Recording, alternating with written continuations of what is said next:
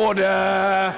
We now come to the first Opposition Day motion in the name of the Leader of the Opposition.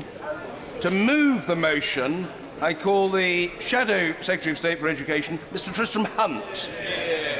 Mr. Speaker, thank you very much indeed, and I beg to move the motion standing in my name and those of my honourable and right honourable friends. Mr. Speaker, as we on this side of the House know only too well, we are holding this Opposition Day debate in the aftermath of a general election, which, if we are honest with ourselves as politicians, did little as a campaign to rehabilitate the standing of politics in this country.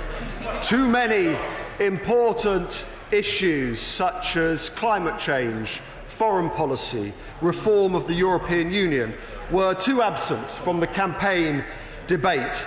So, Mr. Speaker, the motion I beg to move today seeks to put the bleak functionalism, the harrowing terrain of Crosby-Textor behind us, and instead it contains a big idea for the big issues facing the English education system. And I want to make it very clear from the beginning, Mr. Speaker, that I am sincere in seeking government support for this motion on the order paper today, and in beginning to explore these proposals for a cross-party review of 14 to 19 education from a cross-party basis. And do not mistake me, Mr. Speaker, there will be plenty of time for the convention of opposition over the coming weeks as we scrutinise the various education bills going through different parts of the House. And even at this late stage, 4 days before second reading, if the Education Secretary wishes to step up to the dispatch box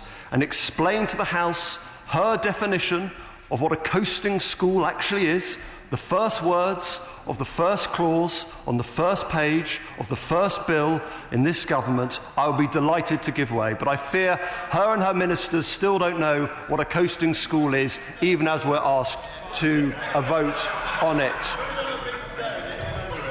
Mr. Speaker, before I outline why I think we need a radical overhaul of upper secondary education, let me first explain why it is so vital. Because of all the issues given too scant attention during the election, perhaps our deep-seated malaise on productivity is the most serious. The statistics are dire. Output per worker is still lower than before the financial crash, a stagnation which the Office of National Statistics has called unprecedented in the post-war period. Our productivity is well over 20% lower than that of the United States, and we trail every G7 nation except Japan. Now, I know nobody in this House will seriously believe that represents a true reflection of the efforts of British workers or the enterprise of British business. And neither do I mean to imply that the roots of our productivity challenge are entirely explained by the economic policies of the current government. But poor productivity affects our economy and our society. It affects our competitiveness. It affects our prosperity. It affects our standing in the world. And that's why the Labour Party was so keen, Mr. Speaker, to have a day's debate on productivity and how we deal with the productivity challenge right at the beginning of this Parliament. Because given its direct link to economic growth, the scale of the measures needed to restore the public finances to good health, this is not, I think, an inconsiderable concern for this Parliament to address. What is more, when you look into the causes of the productivity puzzle, you find many of the issues that we on these benches raised during the general election campaign. So despite today's welcome news on wages, there is still a low-wage cost of living crisis in the UK. Of the 15 initial members of the EU, only Greece and Portugal now have lower hourly wages. Too many of the recent jobs created have been of too poor a quality and low skill, particularly in low-growth regions of the North and the Midlands. The structure of our finance industry is not delivering the right conditions for long-term business investment or the necessary access to start-up and growth capital. In so many parts of the country, working people have not seen living standards rise for over a decade. We are simply still, Mr. Speaker, too unequal. We're still over-reliant on financial services and property for creating wealth, still not encouraging enough business investment. And according to a shocking OECD report published last month, we have the biggest skills gap of all countries surveyed. I'm delighted to give way. Thank my honourable friend for giving way. Can I tell him and the House that in 2013-2014, apprenticeship starts in Enfield North fell from 710 to 590. So whilst I agree that apprenticeships and the focus on them is welcome and necessary, I don't think this should be at the expense of adult skills training. And for the College of Haringey, Enfield and North East, College of Haringey, Enfield and North East London in my constituency, they face an unprecedented 21.2% cut in funding, losing some 40 posts. Is this a coherent strategy, given that a large proportion of students... Order, yeah. Order.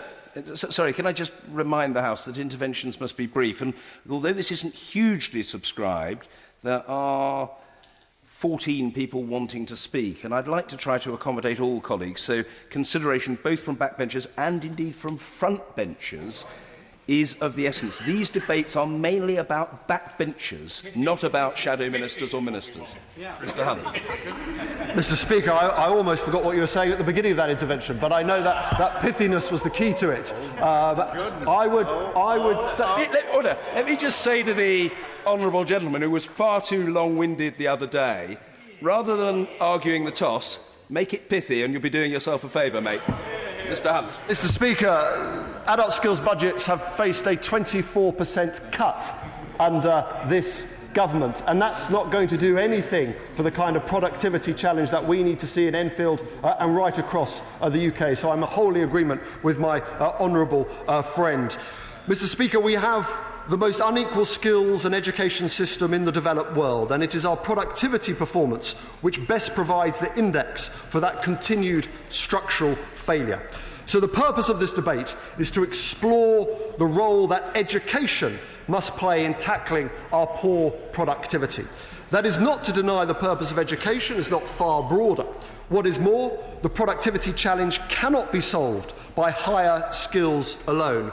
Arguably, governments of all stripes have overly focused on pushing the supply side of the equation in the past. Yet at a very basic level, our education system must seek to equip all our young people with the skills they need to thrive in this most competitive of centuries. More and more, our economic strength will come to be defined by the quality of our human capital. The Royal Academy of Engineering forecasts that the UK needs an extra 50,000 STEM technicians and 90,000 STEM professionals every year just to replace people retiring from the workforce. And I'm delighted to give way. I thank my honourable friend for giving way, and as usual, he is making a fantastic speech. He has raised a very important issue of STEM, and as somebody who started out life as a computer programmer, would he also agree with me that we also have to take advantage of new technologies and actually have a much better national strategy that's giving our next generation and indeed reskilling people for digital jobs, including programming, and including the fact that over 90% of our programmers are actually men. There's also a gender dimension to this. Thank you. My honourable friend is totally right, and I think actually one of the achievements, cross-party achievements of the last 6-7 years is the state of English education on computing science and moving away from some of the drawbacks of the ICT world of computing and the qualifications surrounding that. And I think we are actually world leaders in some of the qualifications we're now developing in computing science.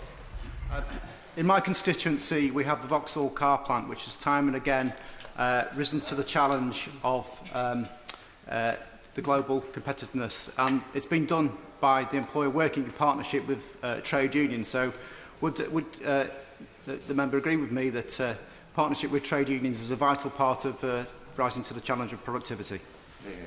My honourable friend makes a very, very valuable point, and I think one of the issues within the productivity challenge is actually the need for management to ensure continual training on the job, not just the initial state of the skills. And trade unions play a really important role within that. The way we're going to get through the productivity puzzle is to make sure that at every stage, from education to skills to employment, we're working out how we can get more from our human capital, because the link between higher skills and rising productivity is well established. I'm delighted to give way. Minister, for giving way. At a time when the Labour Party is saying they need to be more business friendly, what does he think the message sends out when he criticises the jobs created by the private sector at this time? And will he concede that it's far easier to move job if you already have a job and you've got work experience? Well, Mr. Speaker, I don't think I criticised any jobs, and what I would say to the honourable gentleman is that I hope he is making sure that those working in his places of employment are getting the training, support and growth in their jobs in the potato industry that they need. Mr. Speaker, the truth is that we're currently failing miserably to provide young people with an education that spreads enough opportunity and excellence for all. The long tail of underperformance, that bane of practically every government for at least the last 30 years, remains a stubborn reality.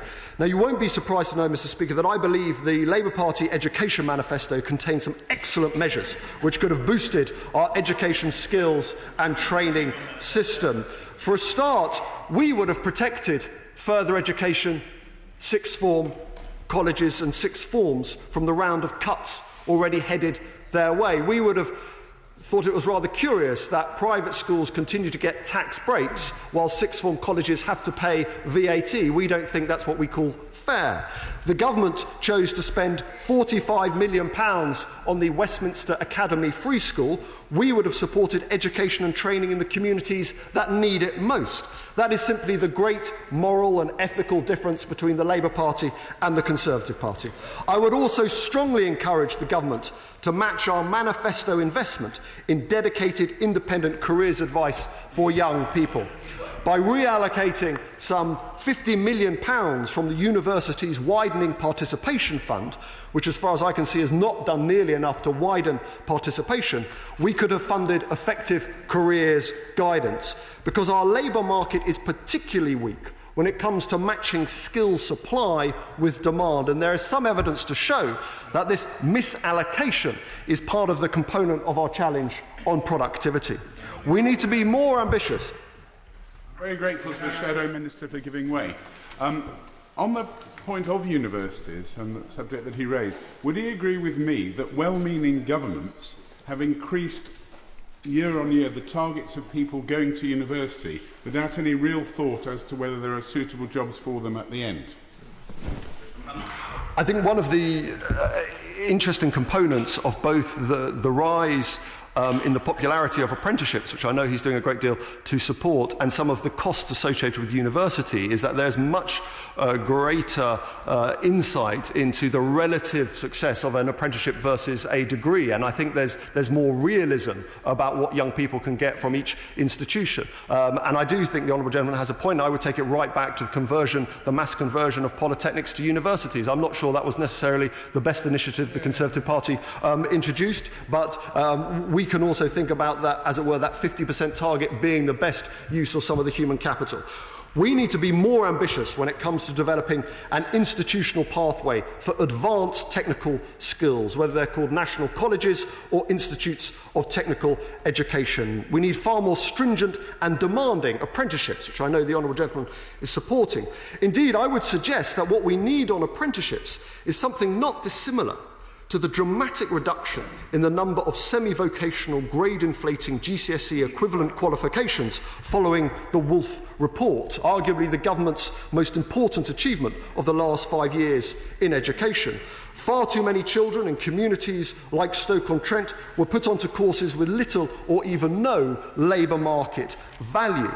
Yet there is absolutely no doubt in my mind Mr. Speaker, that we can see a similar gallery-pleasing numbers game developing with the rebadging of short-term, low-quality workplace training being apprenticeships. I'd like to give way.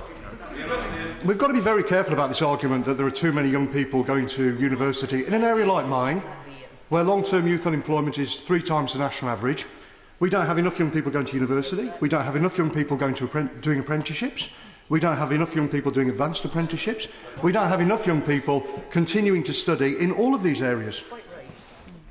My honourable friend is totally right, and he has made his case in Dudley that, just as in Stoke-on-Trent, that we need many more young people to be doing level 3, level 4, level 5 qualifications. And I would like to see a much more amphibious relationship between our universities, apprenticeships, so young people move in and out of those areas. But at each stage, they're going up the value chain in terms of the qualifications that they need.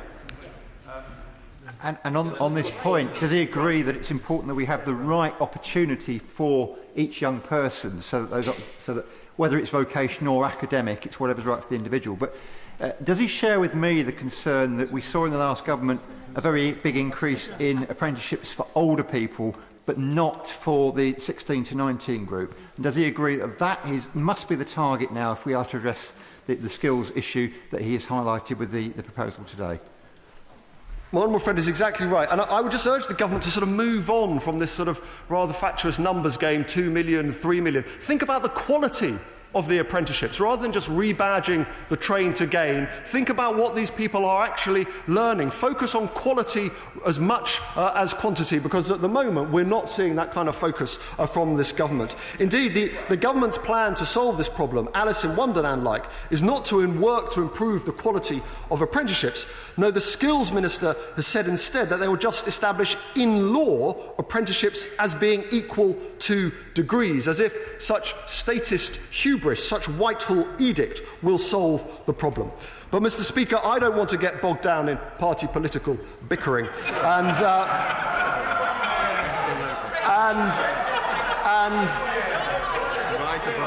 as an early sign of our bipartisan approach, I'm willing here and now to support the Education Secretary's new ministerial edict on stopping children swinging on their chairs, which follows on from her predecessor's edict on having children run round playing fields as punishment, which I think she reversed. What is more, I'm happy to endorse her appointment of Mr. Tom Bennett as the anti-low-level classroom disruption czar.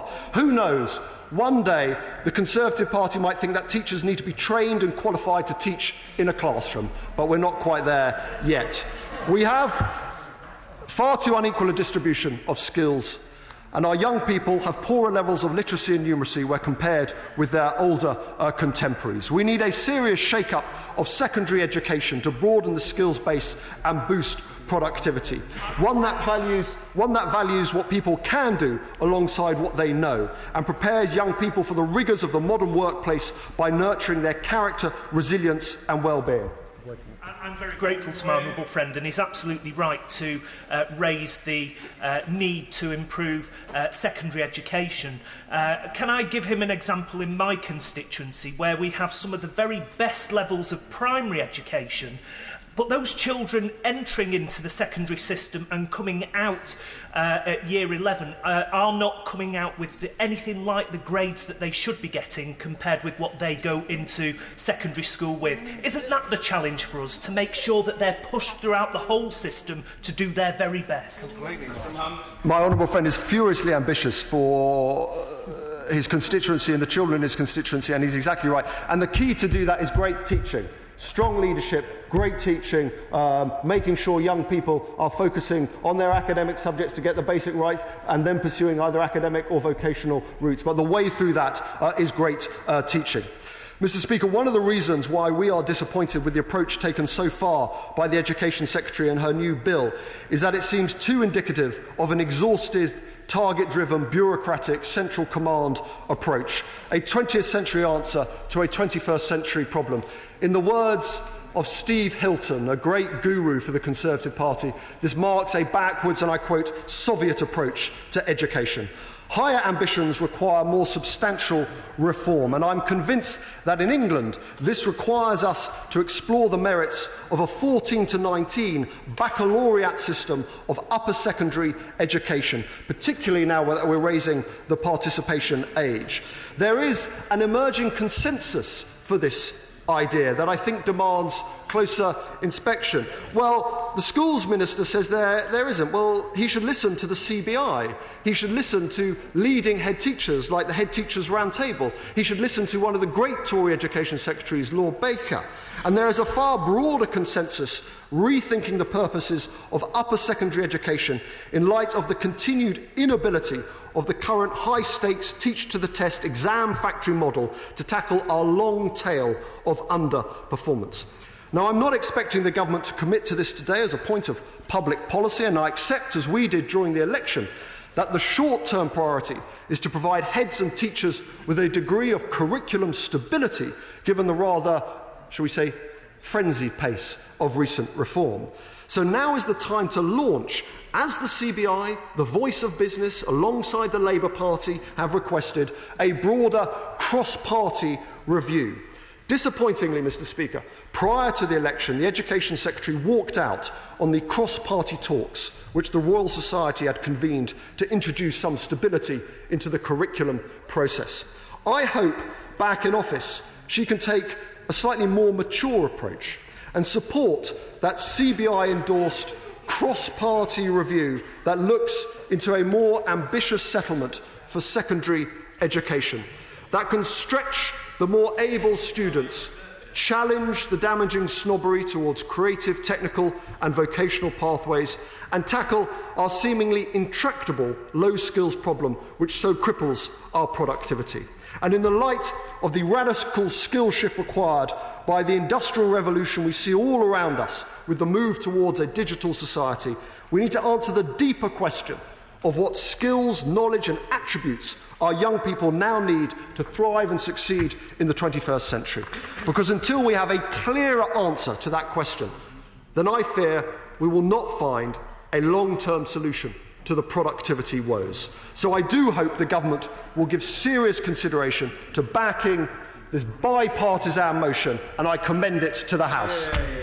Well, the question is, as on the order paper, I call the Secretary of State for Education, Nicky Morgan. Mr. Speaker, thank you very much indeed. This debate provides a great opportunity, contrary to the doom-mongering peddled by the honourable gentleman opposite, to set out this government's reforms and the progress that we have made in this area.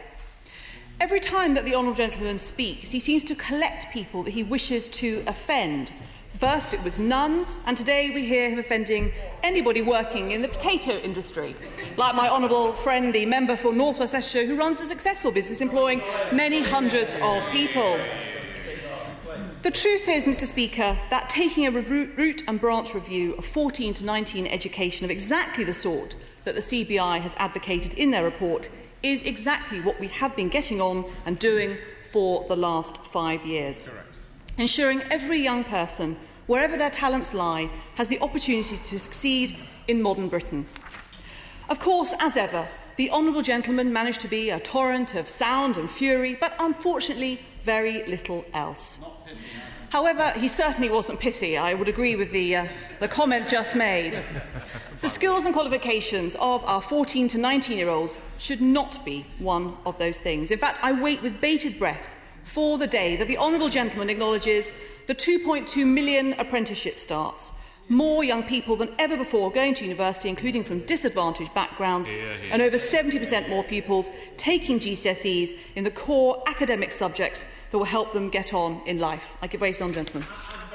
To the right honourable lady. Can I take her back to the start of my honourable friend's opening speech, where he asked for a definition of a coasting school? Will she recognise that a coasting school isn't just a school that is underperforming at a relatively low level, but you can also be a coasting school at a higher level if you're not pushing those children as hard and as far as they're capable of? Well, can I thank the honourable gentleman very much indeed for his intervention. Whilst I don't want to cover the ground this House is going to cover on Monday when we come to the second reading of the Education and Adoption Bill, I do absolutely agree with him that coasting schools need to be challenged, and schools that don't stretch their pupils of all abilities, and that's why we're moving to the Progress 8 measure. I hope the honourable gentleman will be speaking on Monday and perhaps will be playing a full part in the committee proceedings. Now, as we were saying, Mr Speaker, and as it was clear in the questions that we heard to the House earlier on, nobody on the opposition benches wants to talk about the successes of this government's long-term economic plan. And the one most relevant to today's debate is that youth unemployment is down 115,000 over the past 12 months. That is a record that I am proud to defend. Yes, of course I will. On that very point, according to records produced this morning in my constituency, youth unemployment is at its lowest level on record. We have only 70 people claiming job seekers allowance in the youth bracket. That is compared with 365 in April 2010. And the credit for that must go not only to the further education institutions business, but also to the coalition government. But of course there is more that we should do. So for the future, I would like to ask the Secretary of State what steps are being taken to increase the quality of apprenticeships for the 16 to 24-year-olds. Well, can I thank my honourable friend very much indeed for her intervention. Can I welcome her to the House, because I think it's the first time that I've been in the chamber when she has spoken so eloquently. And she's absolutely right to recognise the fall in youth unemployment in her constituency and across the country. And I'm going to come on in the speech to talk about the steps we will be taking to make sure that apprenticeships are highly valued by employers and give every young person the best start in life, which is what we on this side of the House are all about. I will briefly. Right honourable lady for giving way. She just mentioned about quality of apprenticeships. The average length of stay on an apprenticeship, as described by the government, is 10 months. Would she allow somebody with 10 months training to build her new extension on her home? Can I thank the honourable gentleman very much indeed for his comments? I'm afraid I don't recognise the point that the honourable gentleman has made, because there is a statutory minimum of 12 months for apprenticeships, and he may well be talking about the programme-led employer apprenticeships introduced under the last government. Now, let's just remember, Mr Speaker, what we inherited in 2010 from the honourable gentleman's party opposite. Standards were falling, vocational qualifications were debated, which I think the honourable gentleman did actually have the grace to recognise, and that is at the heart of much of the honourable gentleman's problems, is that actually he agrees with an awful lot of what we have done on this side of the House, and even he has admitted that he failed to persuade his former party leader to take much interest in education during the course of the general election campaign. And young people and students, Mr Speaker, were failed by those debased vocational qualifications. Young people from our most disadvantaged backgrounds being told that academic qualifications weren't for them. Those that wanted a vocational qualification being sold short by qualifications that weren't backed by employers and didn't lead to a job. And schools in England stagnating in international league tables, going from 7th to 25th in reading, 8th to 28th in maths, and 4th to 16th in science. That, Mr Speaker... Yes, of course I will. Thank you. Does the Minister agree with me that with female employment now at a record high, we need to make sure, and I speak as a woman with a maths degree, which is a rare bird, I admit, that maths teaching particularly continues to improve so that we can encourage girls to follow maths education right through their career? Well, can I agree with my old friend very much indeed, and can I welcome her to the House? It's the first time I've heard her speak and put her case so passionately. I'm delighted to hear about her maths degree, and I hope that she will take the opportunity of her position in this House to visit local schools and to encourage all students, but particularly girls, to study maths to the highest possible level. What we do know is that the higher level that maths is taken to a study, the greater the earnings power for the individual. That's very important in tackling issues like the gender pay gap. Now, Mr Speaker, as I was saying, was the legacy of the honourable gentleman's party when it comes to equipping our young people with the skills they need to succeed. And yet it seems that despite, and let me just finish this point, it seems that despite the daily dose of painstaking soul-searching we are currently being subjected to from the party opposite when it comes to education, they simply have not learnt their lesson. I give way. The party came into power in 2010. Work experience was a common feature of what was going on in secondary schools, supported by education business partnerships. It's something that was removed by the government in that period, and the funding for EBPs was also cut. Can I urge her again to reconsider the use of EBPs to be the way of getting work experience back into our schools, coordinated with businesses, because businesses do value work experience. They say that it prepares young people for the world of work, and on this skills agenda, it's a fundamental part of the way forward to addressing our productivity gap. I thank the honourable gentleman. I do know how passionately he feels about this point, and I think he's raised it with me before as a member of the Education Select Committee in the last Parliament. The issue is that even if you say something is compulsory, it doesn't mean that it has to be high quality. And what was happening was that young people were potentially going on work experience weeks and were not gaining any skills at all. And that's why we are focusing on high quality, meaningful work experience at post-16, which is the age that students particularly can acquire the skills. And there are other ways of meaningful interaction with the workplace that inspire young people before they hit 16. The other issue was that many employers were reluctant to offer work experience because of the red tape surrounding it, which is something that we have taken away. Now, Mr. Speaker, because education gives every child the chance to reach their full potential, it is the key to delivering true social justice. It is through good education that we can ensure all young people are prepared for adult life and sustained employment in an increasingly global world. Good education, good education also lies at the heart of a strong economy. Our analysis, backed by the Institute of Fiscal Studies, shows that the increased number of pupils getting good GCSE grades since 2010 will add more than £1.3 billion to the country's economy. Achieving 5 A-star to Cs, including the vital English and Maths subjects at GCSEs, adds £80,000 to students' earnings over their lifetime. I give way. Secretary of State, can I particularly ask her to consider in that context the position of disabled young people? The government has introduced education, health and care plans, and I think that's widely welcomed, but there isn't an obvious link through to the employment prospects of those young people. What can she do to ensure that the ambitions that our schools and colleges have for disabled young people are both for their education but also for their future employment prospects? Well, can I thank the lady very much indeed? I think she makes a very good point, actually, and I'm glad to hear that there is cross-party agreement about the welcome for the education healthcare plans. I think they offer a real opportunity for various services, including schools, to work to support those young people with disabilities. I think it goes back to the heart of inspiring young people about all the options, about making sure that there are no barriers put in place and that nobody else makes choices for young people about what they can and they cannot do. I'm very happy, and I know that the Minister would be as well, if the Honourable Lady has particular thoughts or suggestions in this area, because I want all young people to fulfil that potential, and that of course includes anybody with disabilities. Now, we need to ensure, Mr. Speaker, that young people master the basics at primary and go on to develop deep understanding in secondary school. Of course, under the Honourable Gentleman's party, 1 in 3 children left the primary school unable to read, write or add up properly, something that we have reduced to just 1 in 5, with further still to go. Up until age 16, there is a fundamental core of knowledge and skills which all young people need to access. And as I have said, it is the most disadvantaged who always lose out when anyone says that a core education is not for everyone. A rigorous academic curriculum to the age of 16 is the best way to ensure that every child succeeds regardless of their background, and allows us to be ambitious for everyone, keep options open and horizons broad.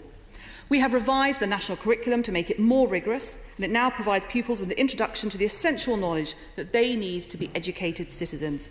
It introduces pupils to the best that has been thought and said, and helps to develop an appreciation of culture, creativity and achievement. The new curriculum sets expectations which match those in the highest performing education jurisdictions in the world, challenging pupils to realise their potential in an increasingly competitive global market. We have reformed GCSEs so that they are more rigorous and provide better preparation for employment and further study. And GCSE students taking modern languages will now have to translate into the target language accurately, applying grammatical knowledge of language and structures in context. GCSE students in maths will have to know how to develop clear mathematical arguments and solve realistic mathematical problems. And the new English Literature GCSE requires students to study whole texts in detail, covering a range of literature, including Shakespeare, 19th century novels and romantic poetry. Unfortunately, the honourable gentleman, his books aren't on that list. This is what, Mr. Speaker, the top-performing countries, they're not, well, that's debatable whether non-fiction or not. This is what...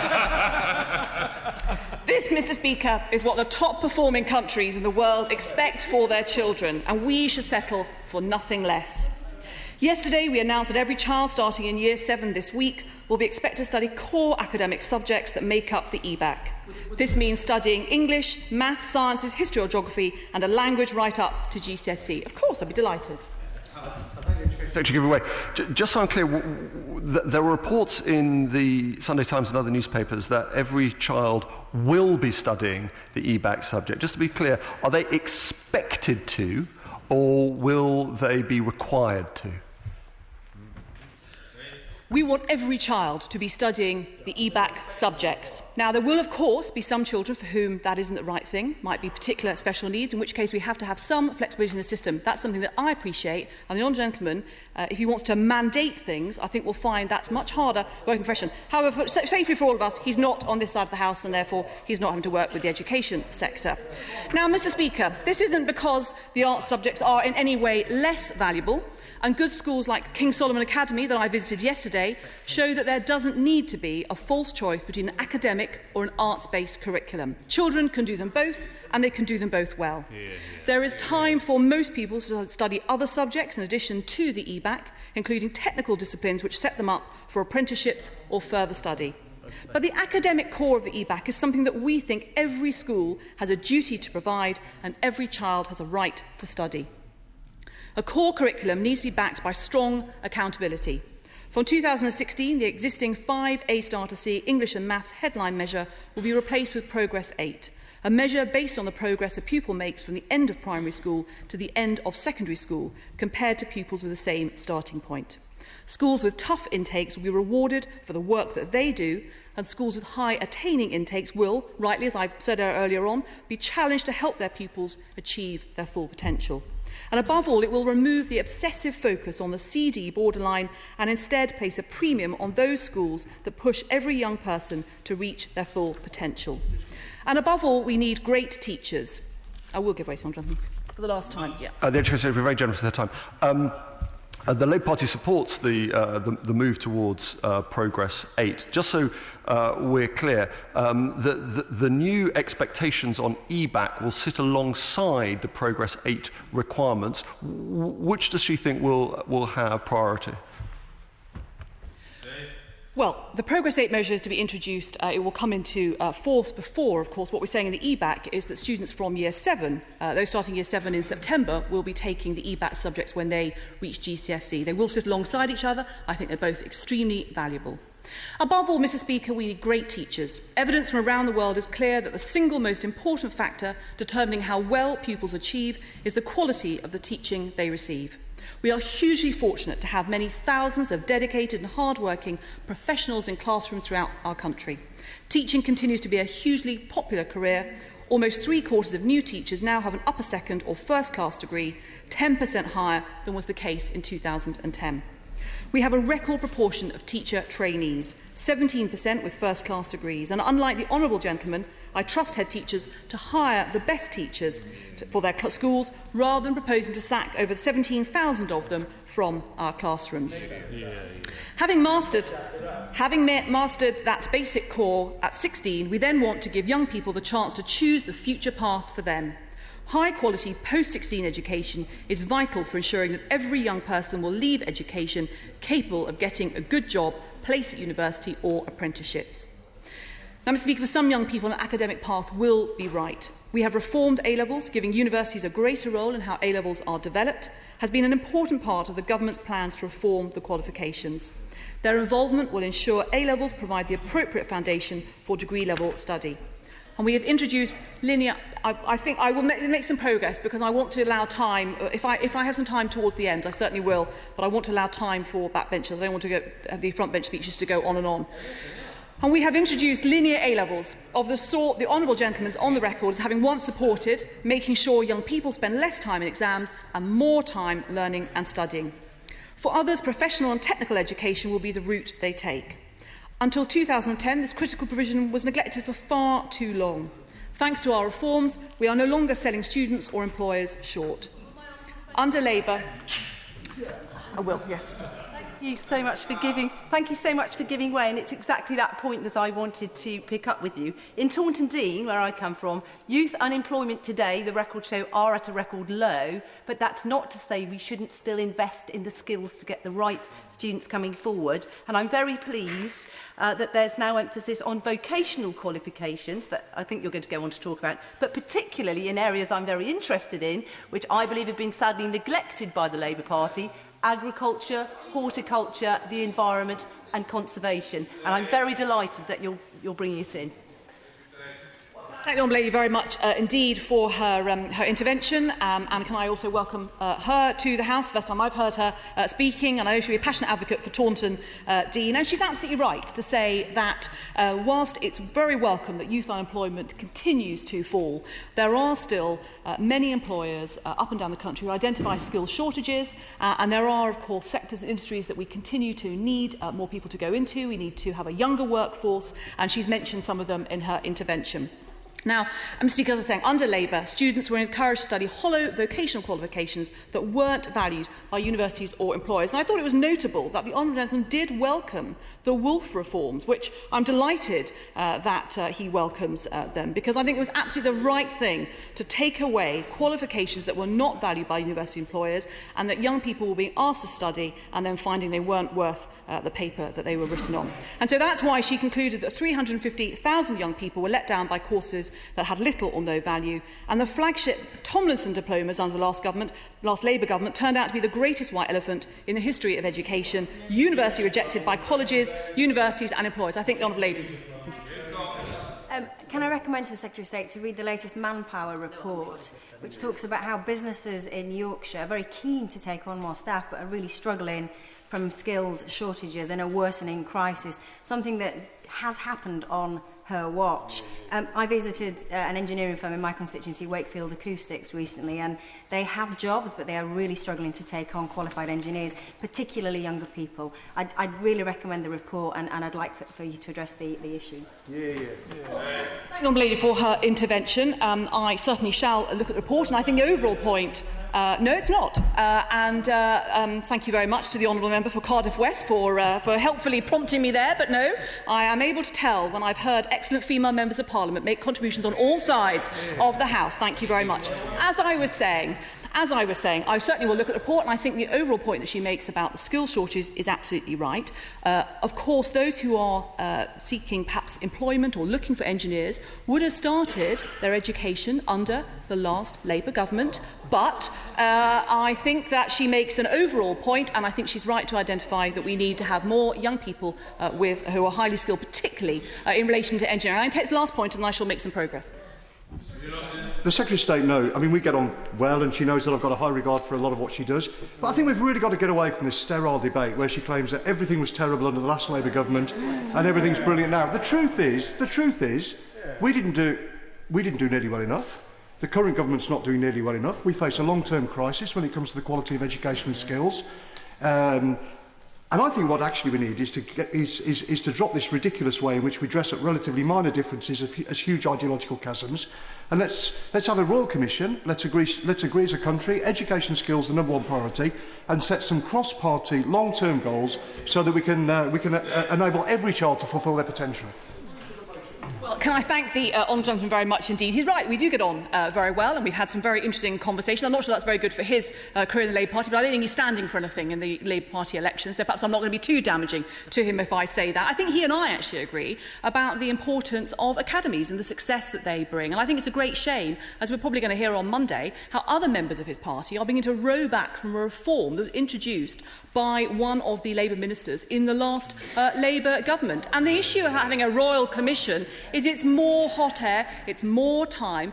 I'm setting out the fact that we have made enormous progress in the last 5 years on getting young people to have the right skills, on more apprenticeships, on getting people into university, and I welcome and I'm very grateful for his support for that. Now, Mr. Speaker, I'm going to make some progress because I know that honourable members want to make sides. Well, the honourable member can talk about pithy, but I don't think he's emphasised or typified that today when he was speaking. In contrast, we have stripped out 3,000 poor quality qualifications so that the only vocational qualifications that count are those which are backed by employers and lead to a job. We have put in place rigorous tech levels from 16 to 19, which are all endorsed by employers, leading to tech back for the most talented. Every qualification that young people now study for, academic or vocational, will be demanding, rigorous and have a clear route to employment. And English and maths is of critical importance for successful progression to employment, which is why all students now have to continue studying maths and English if they don't get a good GCSE. Now, the quality of apprenticeships is rising too. Every apprenticeship now needs to be a paid job in the workplace. It needs to last 12 months and include meaningful training on and off the job. Employers are able to design the standard an apprentice must reach with reformed funding so that the training apprentices receive follow the needs of their employer. New traineeships are helping young people who need extra work experience, English and maths, to then move on to a lifetime of sustained employment. And let's not forget that the honourable gentleman went into the election promising to scrap Level 2 apprenticeships. Now, it's not often that you'll find me agreeing with the TUC, but on this occasion I wholeheartedly agree with the Union Learn that scrapping apprenticeships in key areas such as construction and plastering would be a disaster for the young people for whom this provides their opportunity. Young people need to have the resilience and character to get back up in the face of adversity. If we're to have high expectations for every child, we have to create the right conditions for those high expectations, where a love for learning can flourish, and so that when young people leave school, they can bounce back from the knocks life throw at them. And that's why I announced at the end of the last Parliament, Mr. Speaker, £3.5 million in character grants to support work to develop civic awareness, resilience and grit in schools. And it's why we'll offer any young person who wants it the opportunity to participate in the National Citizen Service. But there's more to do. Rising participation age gives us the chance to make sure all young people are on the right path to the world of work. We will ensure that the routes are clear and all young people have options which lead to outcomes with real labour market currency. There will be no dead ends. We are developing a comprehensive plan for further growth in apprenticeships of 3 million in this Parliament, which will include more work with large employers, more support for small businesses and a greater role for the public sector. We will put in place the right incentives and support to ensure that everyone is earning or learning, including support for young people who are at NEET or at risk of being NEET, something we're pleased to say is already at a record low. And there'll be catch-up support in place, allowing a stepping stone to employment. We also want to ensure that in every area of the country there are strong institutions making a full range of specialisms available to every child based on collaboration between different providers and institutions. And UTCs, University Technical Colleges and studio schools are unique in how they develop their education around the needs of local employers. And I'd like to send my congratulations to the Reading UTC, which is the first UTC to be judged as being outstanding by Ofsted. Mr. Speaker, I'm proud to defend the work of the last government in improving the knowledge, skills and life prospects of the next generation. Now, as part of our commitment to securing real social justice, we are determined to ensure that the reforms of the last Parliament, the innovation and progress that we unleashed, reaches every young person in every part of our country. Because if governing as one nation means anything, it means ensuring that the education that we provide, be it academic, professional or technical, gives each and every student the chance to realise their full potential and to be all that they can be. We will be asking the House to reject the motion this afternoon. I call for a maiden speech the Honourable Member for East Dunbartonshire, Mr John Nicolson. Mr Speaker, Sir, Honourable and Right Honourable Members of the House, thank you for giving me this opportunity to deliver my maiden speech and on such a very important subject. I am honoured to represent East Dunbartonshire. For those of you who don't know my beautiful constituency, Dunbartonshire is an ancient land, and it's one that has always fascinated outsiders, from the Romans to Margaret Thatcher. It is said to be the Scottish constituency which fascinated the late Prime Minister above all others. How could it be, she used to ask her Scottish ministers. Younger members may not know that there was once a time when the plural tense could be used about Scottish Conservatives. How could it be that such a prosperous constituency, with more than its fair share of douce hussies, and with perhaps the highest percentage of graduates in the whole country, would nonetheless keep returning non-Conservative MPs to the Commons? Not for the first time, Mrs Thatcher misunderstood Scotland.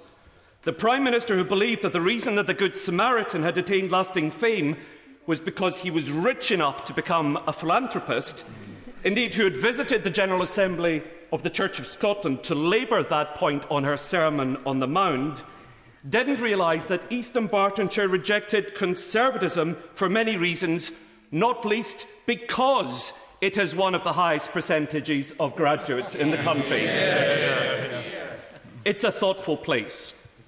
You know well, Mr Speaker, of the towns of Bearsden, the name shrouded in mystery, and Mulgai, bane of 1,000 newscasters who have fallen into the Mulgavy trap. You'll have heard of Lenzie and of Kirkintilloch, of Westerton and Bishopbriggs, a town, as the name suggests, with pious origins, granted to Jocelyn, Bishop of Glasgow in the 12th century by King William the Lion. The Caledonians, the Picts and the Vikings battled it out for control over my constituency's fertile soil and ancient sandstone hills. Now, some claim that the Romans called Dumbartonshire the province of Vespasiana. Perhaps. In any event, it was a place that they found they couldn't hold. Running across Dumbartonshire to this day is the Antonine Wall, named after Antoninus Pius, who ordered its construction in 142 AD to defend the mighty armies of Rome from the locals. The Antonine Wall was the northernmost point of the Roman Empire. Having fought and conquered Hispania, Gaul, Germania, and of course Anglia, the Roman legions were halted in East Dunbartonshire, just outside Bearsdenia, as it might have been called had they been allowed to stay. We underestimate my constituents at our peril, Mr Speaker. But it wasn't just the Romans who found the locals difficult to woo. More recently, my MP predecessors have often been reminded just how tough the locals can be. Over the last couple of decades, East Dunbartonshire and its earlier incarnation, Strathkelvin and Bearsden, have been represented by MPs from all the major parties. Margaret Bain was one of 3 outstanding nationalist women to represent Scotland in this House in the 1970s. The others, of course, being Winnie Ewing and Margot MacDonald. Maggie snatched the constituency in 1974 with a majority of just 22 votes. She went on to lose at the next election, but she left behind her a legacy of respect and affection. Norman Hogg, John Lyons, and the late lamented Dr Sam Galbraith held my seat and its predecessor for the Labour Party. Michael Hirst was an inclusive Conservative whose misfortune was to be in situ when Scotland turned against the Tories. My immediate predecessor, Joe Swinson, held this seat for 10 years, arriving as the baby of the House before famously and rightly bringing her baby to the House. She was, as many of you will know, tenacious. The lesson, Mr Speaker, is clear. East Dunbartonshire voters are not sentimental when it comes to political defenestration. I am acutely aware of the lessons of this history. Now, many think of East Dunbartonshire as a prosperous place, and it has many advantages. It is the constituency with the longest life expectancy in the country. It is a constituency with excellent state schools, which perhaps explains the high number of graduates. And so I find myself agreeing with a central tenet of this motion. We all know how vital education is for growth, and growth not just for the benefit of the economy, but for individuals who, of course, benefit from it. Education has transformed the circumstances of my own family. Like all of her relatives, my grandma Janet Stant left school at 12, in her case to go into domestic service. She was forever self-conscious thereafter about her reading and writing skills. My mum left school at 14 because she had to go to work to support her family, when her dad was killed in the Clydeside Blitz in a shipyard. So from my earliest years, I heard from both of them and from my dad about the importance of education. They didn't care what I studied. The only thing they cared about was that I should study. I went to university, the first generation of my family to do so, first at Glasgow and then with a scholarship to Harvard. Privileges which would have been impossible dreams for my immediate forebears. Now, like many people my age, free education was key. And so, as an SNP politician, I feel immense pride that my party has championed free tuition fees north of the border.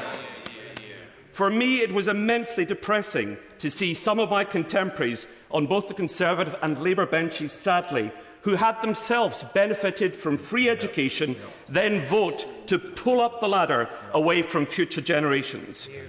Unfettered access to education and training is, for me, the mark of an improving, ever more civilised society. It's also, of course, the key to social mobility. Now, I mentioned earlier some of the benefits of living in my constituency, but it would be a mistake to think of my constituency as a place of uniform privilege. Post-industrialisation has brought in recent decades pain in the form of unemployment. Kirkintilloch is one of several places in my constituency which has been hit hard. A fine market town with ancient roots and a legacy of outstanding architecture, it was a hotbed of the Industrial Revolution. It had a booming textile industry in the 18th and 19th centuries. In the 20th century, shipbuilders were the principal employers. And until 1984, the town made the iconic red phone boxes and red pillar boxes, which are known around the world. But as elsewhere, manufacturing jobs were lost, with too little thought given by successive Westminster governments as to what would replace them. This apathetic detachment in the face of radical social and economic change planted the seeds which led to the seismic political events of last year and this year in Scotland. But the radical tradition is not a new development in my constituency. The great Thomas Muir, sometimes called the father of Scottish democracy, had his home on Hunter's Hill, now tragically under threat from its unappreciative custodians, East Dunbartonshire Council. A champion of parliamentary reform and a leading light of the Friends of the Scottish People movement, he was shipped to Botany Bay as a punishment for inspiring the people with his dream of a democratic franchise. Undeterred, he escaped to France, where he was lauded as the foremost proponent of a Scottish republic. We find ourselves this week also debating the Scotland Bill in this House, the latest in a long and sorry sequence of Westminster attempts to appease Scottish national aspirations. It is as inadequate as was its predecessors. Events north of the border on May the 7th have deep roots, little understood, I suspect, in this place. The SNP is engaging with the proposals to improve them as we promised our electorate that we would. We on these benches have made it clear that we want to see the findings of the Smith Commission delivered in full and then some. It is the only appropriate response to an unprecedented election which has seen Scotland return a national movement, 56 SNP MPs sent here with 50% of the popular vote. It's a mandate which the Prime Minister could only dream of. Now, the Prime Minister promises that he will listen. He promises that he will respect Scotland and its government. We will see, Mr Deputy Speaker, if he matches fine words with deeds. Can I, without me imposing a time limit, if we can aim around 8 to 9 minutes, we'll get everybody in and everybody will get equal time. Richard Harrington. Thank you, Mr Speaker. And I'd like to welcome you back to the Deputy Speaker's chair, or the Speaker's chair, Mr Deputy Speaker. I really have listened very carefully to the Honourable Gentleman's maiden speech, and I must commend him totally for the articulate, eloquent way in which he told us about his constituency and some of the issues there. I actually think, having heard what he said about his constituency, which I must confess I've never actually visited, I think he may have got it wrong that the Romans actually were held there. I think what it was, from the way it sounded, it was so nice when they got there, they just thought, well, I might as well stay and enjoy the food and the view. But for whatever reason, the Romans decided to stay there. I don't know if he's descended from them or not, but I do, having seen him on television and having heard him today, I really wish him a long and prosperous career, and I'm sure we've not heard the last of him. Thank you very much. Mr. Deputy Speaker, I'm here today to try and contain myself to the 8 minutes that you've said. I felt that it would be the right thing to restrict my comments to two specific fields, one of which I think is key to the skills for younger people, and that is the development of the UTCs. And contrary to some of the partisan comments that are made quite regularly by the honourable gentleman who's not in his place, the Shadow Minister, the UTCs are a classic example of a project that very much was cross-party by nature in its foundation. And I would like to commend both Lord Baker, a previous Conservative Education Minister, and Lord Adonis, who was a Labour Education Minister, for the help that they both gave me in the development of the UTC in Watford, which is chaired by David Mellor, who's a non-executive director of the Department for Education and is very well respected. This school took 14 months from when we dreamt it up in a cafe in Watford until it opened, which shows that bureaucracy and everything else with determination can be overridden. But what struck me the most in a conversation with Lord Baker and Lord Adonis at the beginning was a statistic which they often use, which is that 40% of people working in bars and cafes in London are graduates of universities. Now, I'm not one to undermine universities. Like many people in this House, I was the first member of my family to ever go to university, and it was a huge thing for me. But the fact is, a lot of people have been driven to go to university without really thinking of it as part of their future career. And I agree, I usually, somewhat depressingly, nearly always agree with the honourable gentleman, the member from Dudley, in what he said. He's absolutely right in what he said, that when it really comes down to it, there aren't enough children that do either things. But the fact remains... Pleasure.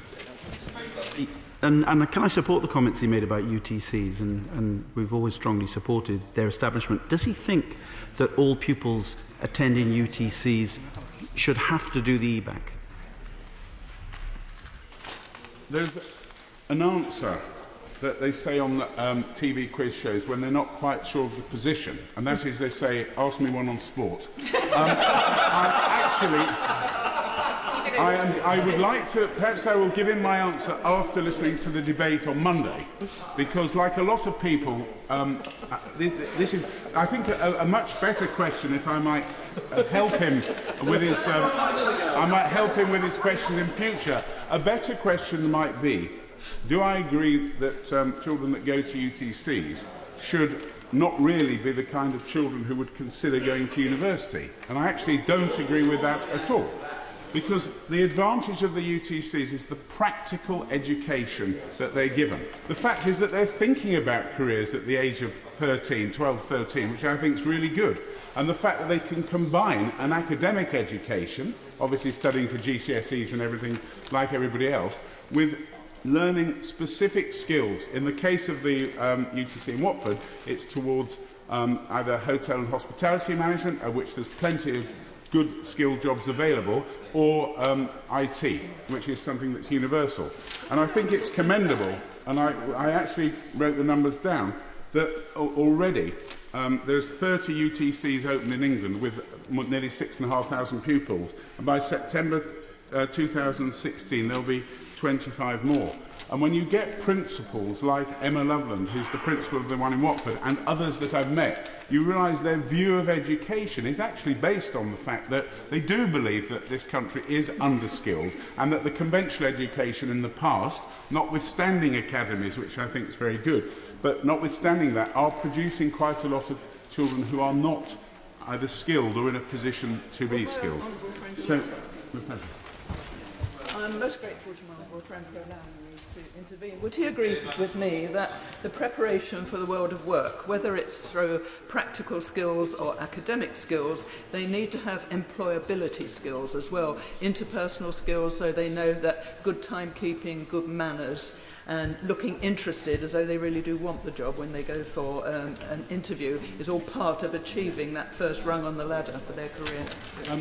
I would agree with everything that the Honourable Lady said, and I'm so pleased that the education system now, led actually by the UTCs in this context, the way of getting a job is something that's thought about during the whole process of education, rather than something that's an afterthought at a careers fair or something else, as it used to be in the sixth form.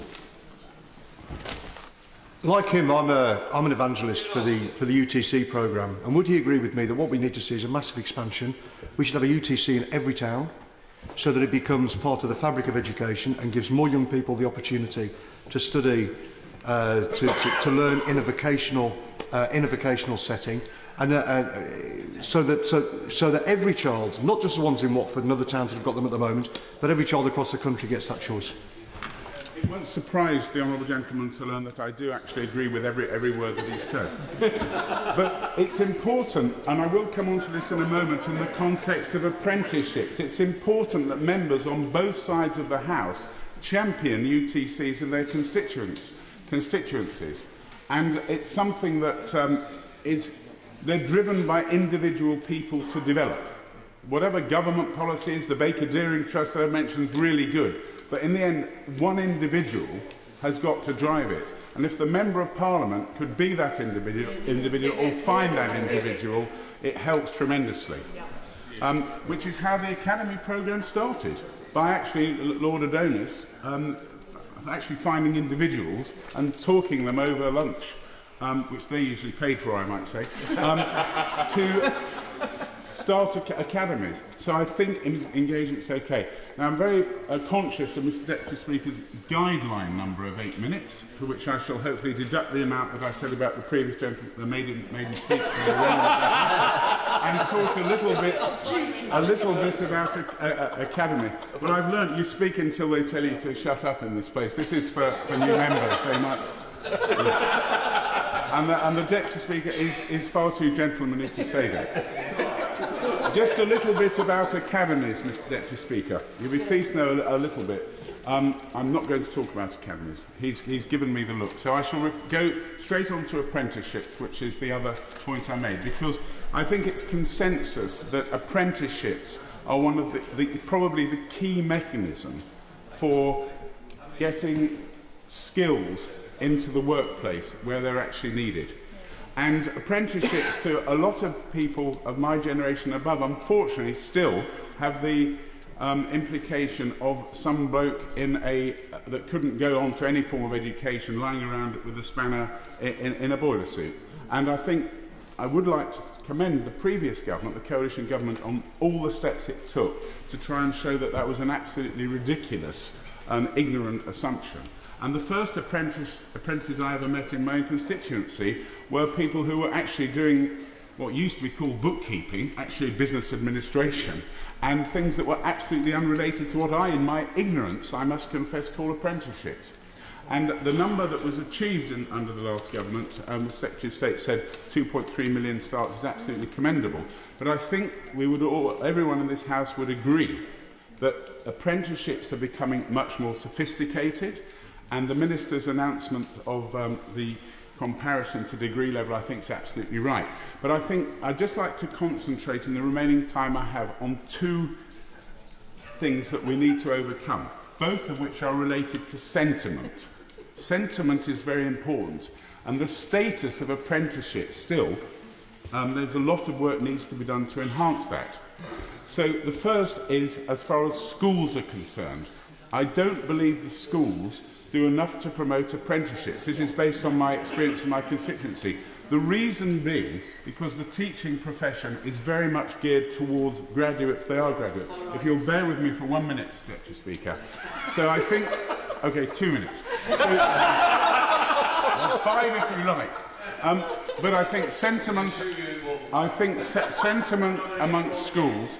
But secondly, the status of apprenticeships amongst young people. And I would like to ask the Minister to have another look at the original proposal for a Royal College of Apprenticeships, so that everybody graduating as an apprentice at whatever level has an independent certification, because I think that will mean a lot to employers in changing their sentiment, and it certainly will mean a lot to the apprentices who become members of a Royal College. Thank you. Mr Deputy Speaker, what a pleasure to see you back in the chair, and congratulations for the elections. I also would like to thank the member for East Dunbartonshire for his maiden speech. I'm very pleased to hear some of the things he has to say about his constituency, but in terms of his policy, I would say that the government really needs to look at, if they are asking for what sort of mandate they've got, then they should look at full fiscal responsibility and get on with take the ball and run with it and do it properly, and so the government should take some advice on that as well. Well, I'm very happy to vote for it, actually, so tell the government to vote for it, and I think you should take responsibility for what they're saying.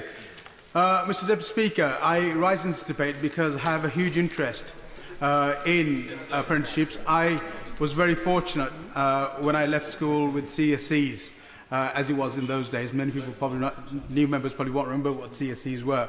I was very fortunate to get into an apprenticeship through an EITB, which was the Engineering Industrial Training Board, which gave you first year of the training, of the job training, and then I was lucky to be picked up by Delta Metals, as it was at the time, to start my apprenticeship. And I think further education colleges are a hugely important asset to people like me who didn't take the academic route, who came through a vocational route and were able to go through with that. But more importantly, I think they provide a real basis for those people who perhaps have not been fortunate enough to go through the schooling with the qualifications or the vocational qualifications that they needed to move themselves forward and prepare themselves in life. So really the colleges are the last door in relation to how people move forward and to do what's important for them to get on in life and to do something. The focus, as far as I'm concerned today, is about colleges and how they're able to get qualifications and skills to get people into jobs. That's the real opportunity. And I want to say something about in terms of what the colleges in relation to the funding that they've had. Colleges have had a 24% cut in 19+ funding. I know people have spoken about 16 to 18 and 16 to 19 and moving through 14 to 19 in terms of the agenda. But I think there is a real issue in terms, if we're talking about apprenticeships, giving life chances to those people who need those sort of life chances.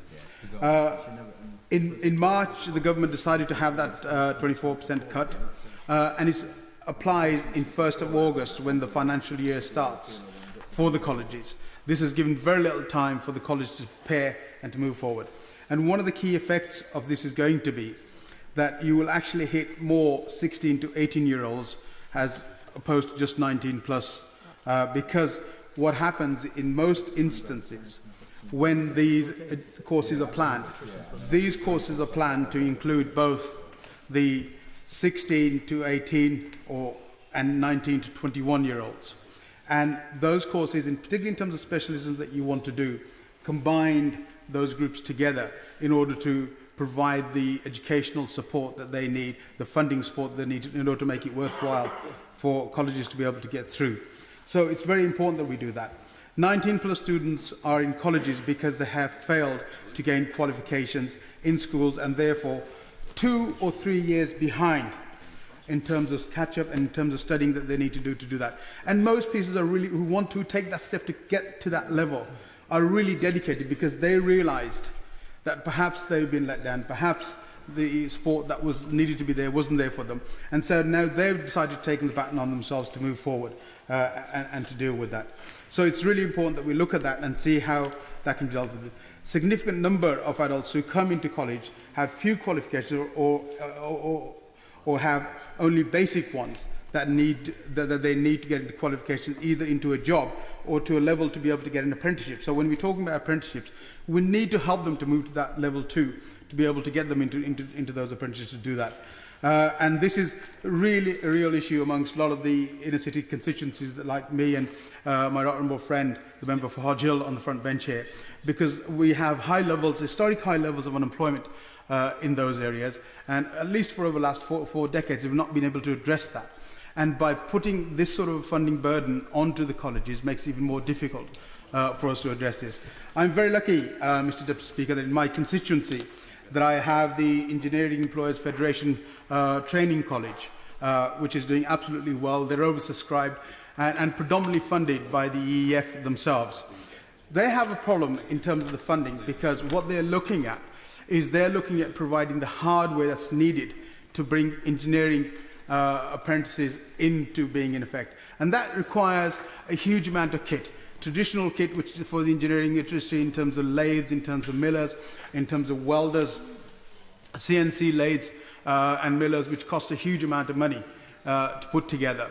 And currently, and when I went to college at Gareth Green College to do my apprenticeship, all colleges across Birmingham had those sort of equipment and we moved forward. So therefore, that training was provided.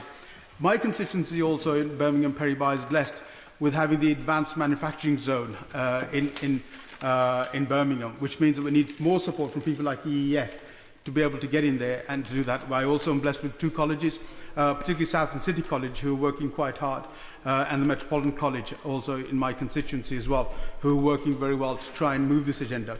But the normal FE colleges have moved away, by and large, from that type of engineering training, although some facilities are now being provided in South City to be able to do that. Again, it costs a huge amount of funding to be able to put that together. So it's really important that when we're looking at this type of funding, that we look at what we can provide additional for those training providers and colleges who actually are able to provide that sort of training.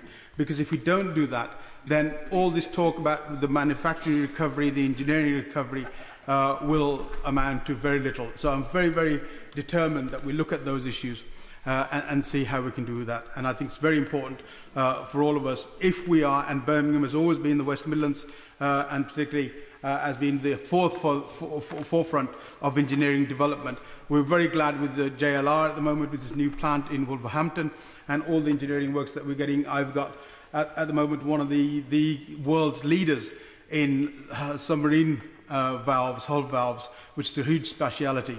And they are working with Birmingham University at the moment to try and develop that. So a lot of the employers are going towards working with universities, trying to get the support. But we need the trainers to have the support from the government in order to provide the funding for the equipment that they need, not just the current funding that they have for colleges. So I'm very, very determined that we ask the government to support 19+ funding to do that. There's another area of funding which I think has been really restricted, again to our detriment, and that is for ESOL funding.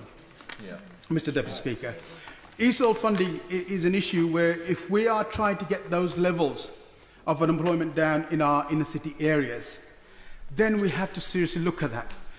And it's not good enough to say that we can't fund those anymore, because colleges are under huge pressure not to fund those. There is funding at the moment available for some funds from employment-type grants, and there are DWP fundings that are available. But if we stick at the current reduction in funding for ESOL providers, and particularly colleges in our constituencies in the inner cities of Birmingham, we will not be able to progress those people forward onto lowering the employment of those areas. There are also people in those areas, Mr. Deputy Speaker, who have the skills in most instances, but don't have the English in order to match the skills that they have in order to be placed into those jobs.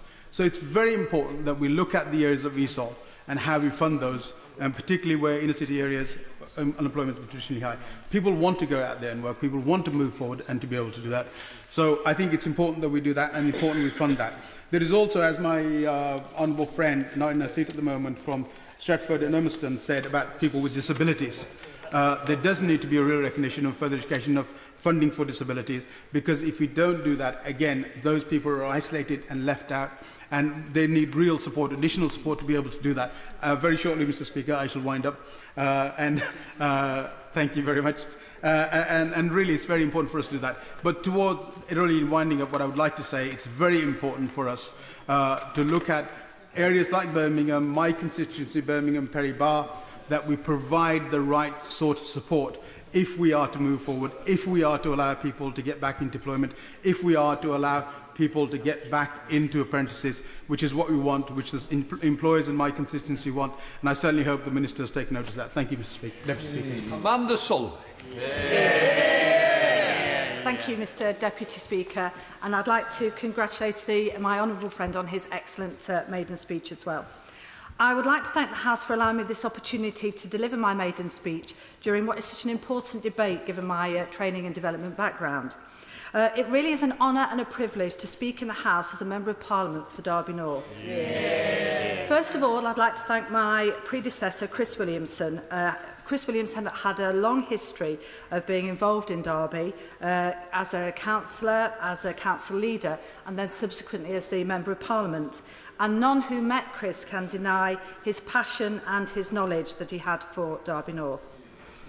Mr Deputy Speaker, for me winning on May the 7th was a tremendous victory with a very respectable majority of 41 votes. Yeah. And I'm honoured to be elected to serve the people of Derby North, the only seat to change hands in the East Midlands. Yeah. One of the first notes of congratulations that I had was from the Honourable Member for East Yorkshire. His note read, "Well done, an excellent result. Congratulations on becoming only the second Conservative MP to represent Derby North since the seat was created. Yours ever, Greg, the first Conservative MP ever." Mr Speaker, I was delighted to be the second Conservative MP for Derby North, the first female MP for Derby North, and the first Conservative MP for Derby North in 18 years in what has otherwise been a Labour-held seat. Winning by 41 was a little tense, I have to admit, but the House can rest assured that I plan to double this in 2020. I want to note the amazing work that my team did throughout the campaign and the years of hard work leading up to it, throughout the day when they came back exhausted and I asked them to go out one more time, and they did. And then throughout the very long night and morning, standing firm in their resolve of 4 counts to secure a Conservative win. I'd especially like to thank my campaign manager, Miles Pattison, for his immense effort, his companionship and his sense of humour that kept me going in the hardest times. Whilst victory was hoped for, it certainly wasn't a given, but increasingly we were getting a consistent positive message on the doorstep.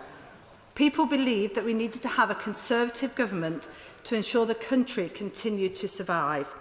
And it was genuine concern that we would take a step back if Labour won. As has been said many times, we are a nation of aspiration, and nowhere was that shown more in Derby North.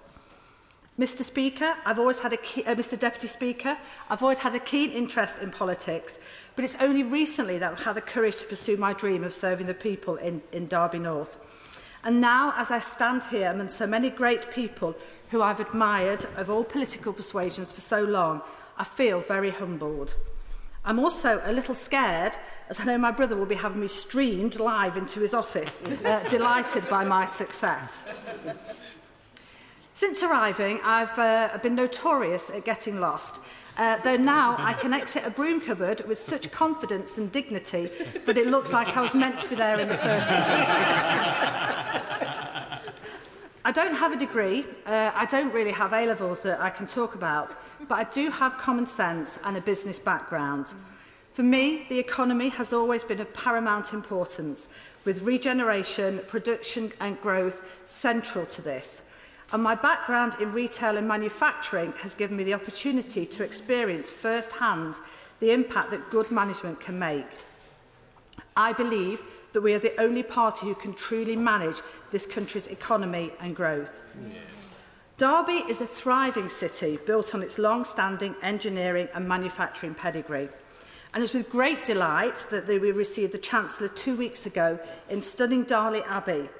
As he visited one of our rail engineering firms, he announced that Midlands is Britain's engine for growth. Yeah. And I can tell you that Derby North is the heart of the Midlands. Yeah.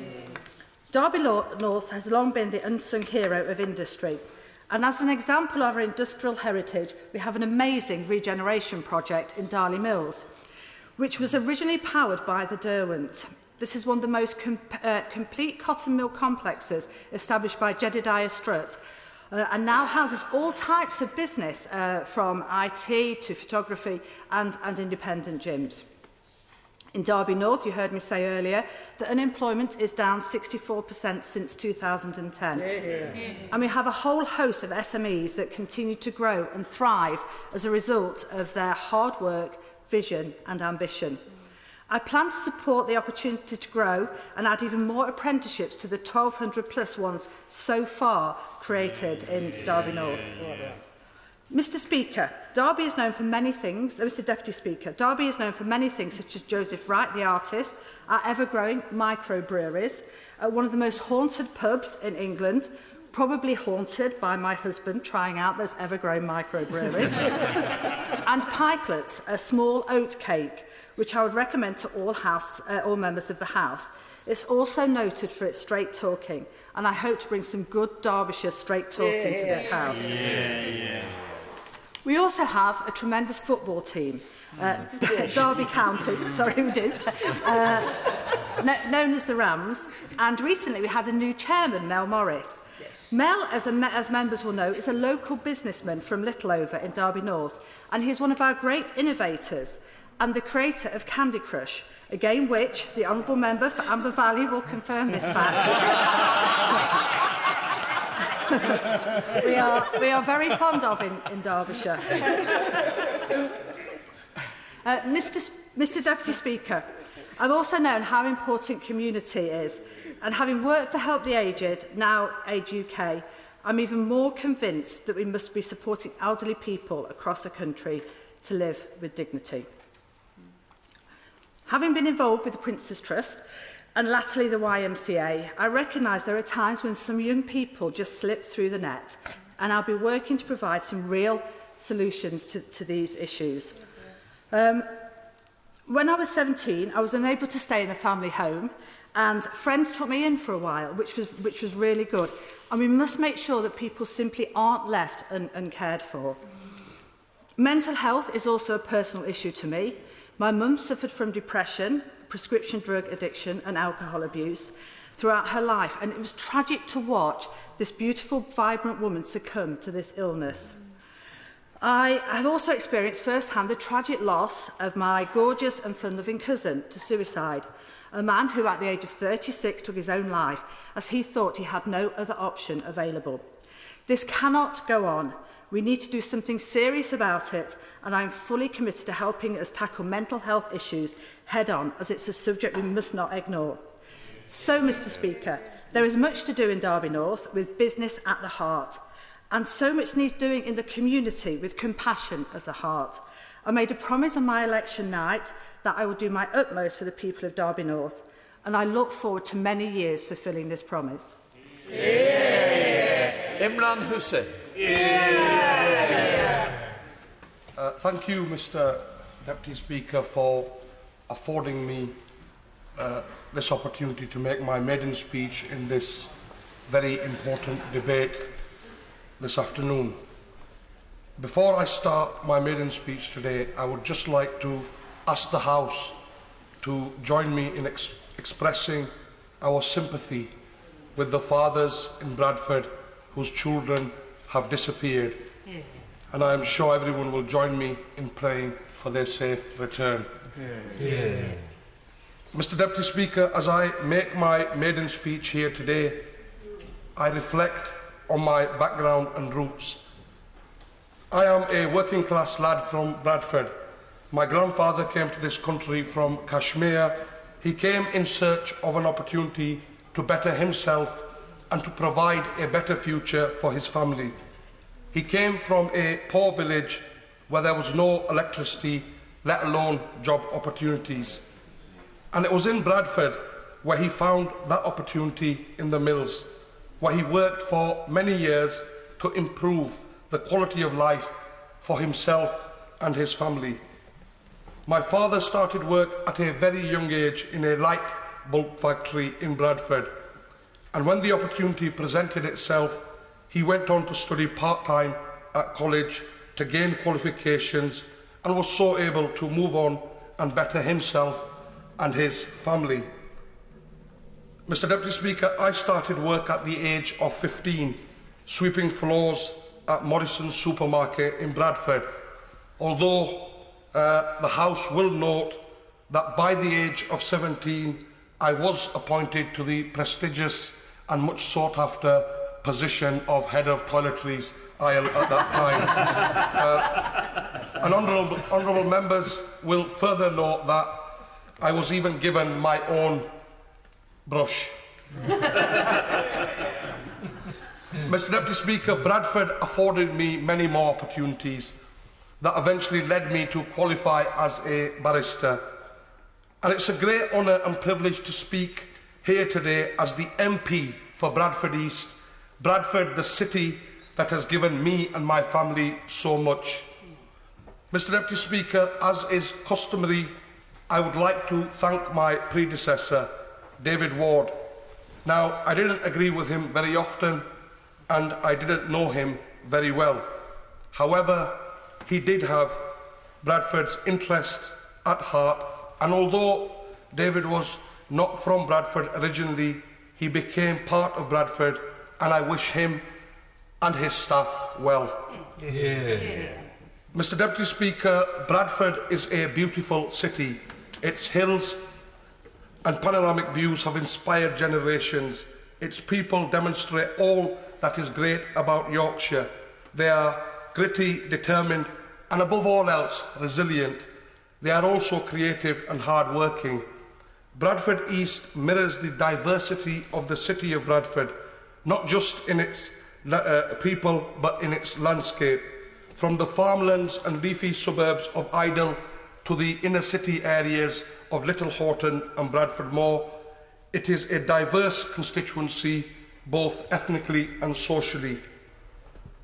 More importantly, the Independent Labour Party was also born in Bradford out of the struggles of working people for equality and justice, and I salute the courage of those pioneers and pledge to carry on those struggles that Bradford still clearly faces.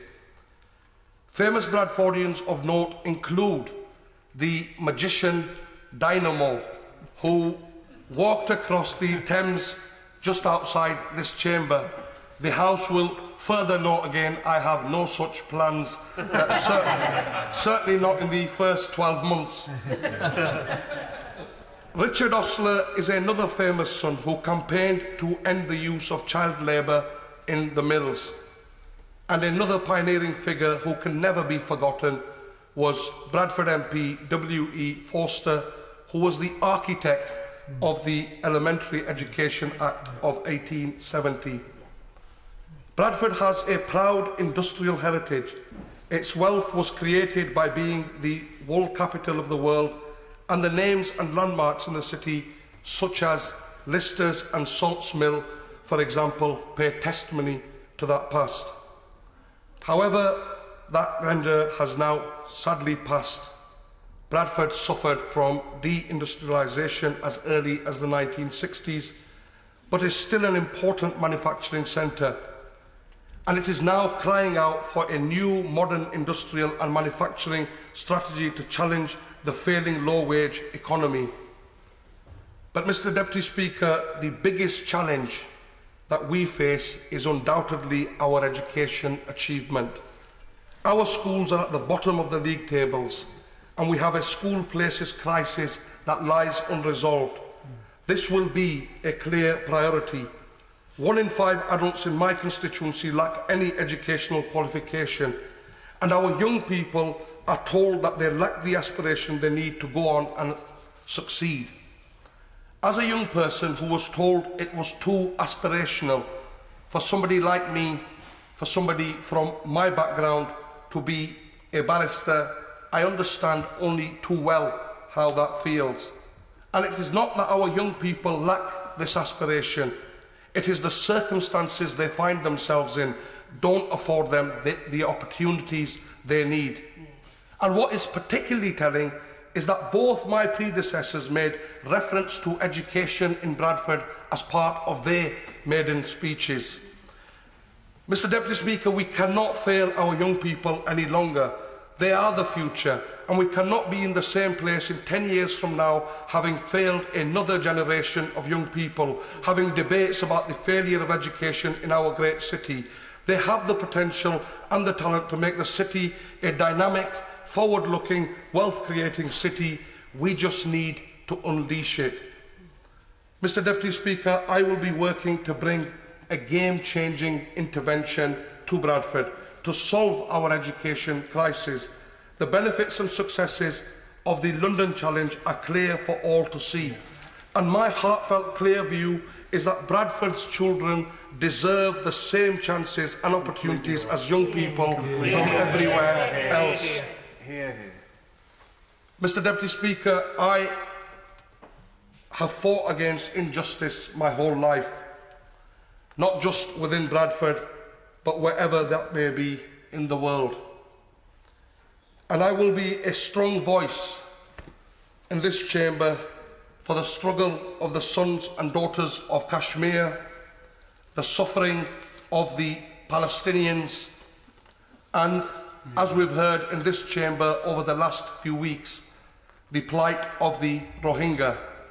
Indeed, I have tabled an early day motion this week that highlights the plight of the Rohingyan people in Burma, and I would urge honourable members from across the chamber to consider signing it. We are witnessing an absolute human catastrophe, and we cannot in these circumstances sit back and watch. Mr. Deputy Speaker, we must act in relation to the Rohingyan people quickly and decisively. And finally, Mr. Deputy Speaker, I would just like to say that at the beginning of my political career, I made clear that I am a servant of the people.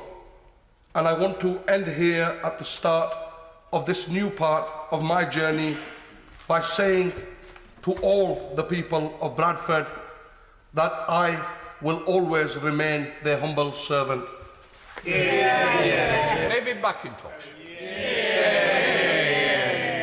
Thank you, Mr. Deputy Speaker. And can I first start by congratulating the members for East Dunbartonshire and Bradford East, and indeed my honourable friend for Derby North on their maiden speeches in this debate.